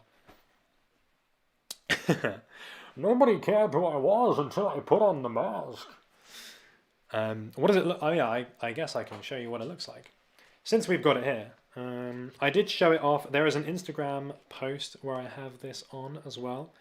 If you want to take a look at that. So let me stick this on real quick. It is it's pretty Banecore, that's for sure. And it makes your voice kind of like echoey as well, so you'll probably notice the difference in what I sound like. So yeah, here you go. This is the mask. I have it set to a kind of orange color to match the cheese pocket of the J1, but you can set this to whatever you want, which is quite interesting. You can probably hear, you might be able to hear the fans. That is the fans on low. So that is for active filtration, so it is pulling through the N95 filters that are in here. I should be doing the Bane voice for the entire time that I have this mask on. I only wish I had the big Bane jacket, but let me tell you more about the Razor Zephyr. It's got these fans on the side, which means that it actively filters all of the particles that come in. I'm not sure if it's got to the same level of protection as some other N95 masks, but it does look very cool. Alright, I think that's as much as we're going with that. But yeah, cool looking thing. I'm not sure if I will do a review video on it yet. But yeah, I have featured it kind of here and there. It'll be on the video on Sunday as well, because I wore it into London. So yeah, if you want to see a little bit more on it, there will be some there and there. But if you're interested in seeing a full review video, then I will definitely consider doing that. I would definitely like to cover more content that is kind of interesting tech as well as just fashion stuff, and kind of broadening those horizons a little bit, because I think there is a lot of crossover ultimately, because you know, it's tech you can wear, right? So I think it would be kind of an interesting direction for the channel to move into that kind of space where, yeah, different wearable things that are also technology based, because I feel like there's not really anyone that does stuff like that. Of course, you've got loads of tech reviewers that review consumer tech, and they will do masks, they will do watches, but then they will also do other kinds of gadgets like boosted boards and weird other stuff like that. And then you've got the people like myself that do fashion content, and some of which will do techwear, but then they don't really talk about things like this. So yeah, it would be an interesting point of crossover for sure. So that's something that I'd like to do. Why would you buy this? Yeah, I mean, that's it's probably for a niche audience, that's for sure. Not everyone is gonna be yeah, it's not gonna be the kind of product for everyone, that's for sure. It's got some niche appeal, and for most people, a regular mask is gonna do the job. But it's a very cool product, and I'm always glad that people are interested in innovating and doing cool new stuff, and giving me a chance to do my Bane impression. I think that's very important as well. Um, I'm getting conscious now that I'm like almost getting out of breath because I've been speaking for so long. So I think it's and my throat is getting dry as well. And frankly, I'm getting quite hungry because it's 20 to 8 over here. Definitely dinner time. So I'm gonna go and sort that out, I think. Um, so yeah, to cover the last couple of things that people have asked, I think the Diamond Pearl remake has been good so far. Maybe that's something I should make some content about actually. I've been playing through the campaign, and yeah, I've thought that it was good. I enjoyed the originals a lot, and I've been enjoying these a lot as well. So I'm a fan. Um, I already Swift. I already have the gaming channel, Ant's Game Room, which I already struggle to upload content to. So I wouldn't do any other channels, but I would definitely like to do more on the gaming stuff. So yeah, that's one that maybe you will see more of in the future. I might even experiment with doing like a kind of easier to do let's play type video and just see if people enjoy it. So we'll see. Yeah, thank you, Patrick. Tea time. I am a southerner. It's true. It would be very hard for me to deny that. I'm got my very obvious home county southern accent. But anyway, everyone, thank you so much for tuning in to our fun little celebration stream. It definitely means a lot that you guys could show up, and yeah, massive thanks to everyone for supporting the channel for as long as you have. Like some of you guys have been around for literally 5 years for this whole journey. So yeah, believe me, it is massively appreciated, and I wouldn't be doing this without the support of all of you guys. So yeah, just know that every comment, every like, just every time that you watch a video, like all of those things, they help me do what I do.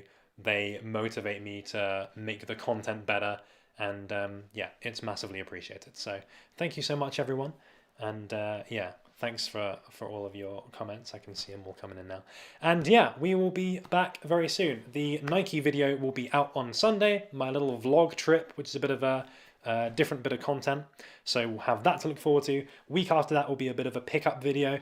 We'll maybe have some Nike ACG stuff after that. So yeah, we've got a whole bunch of content, and I'm looking forward to it, and hopefully you guys are as well. So again, thank you so much. Thank you for celebrating the fun little milestone with me, and yeah, we will see you soon. Thanks, everyone.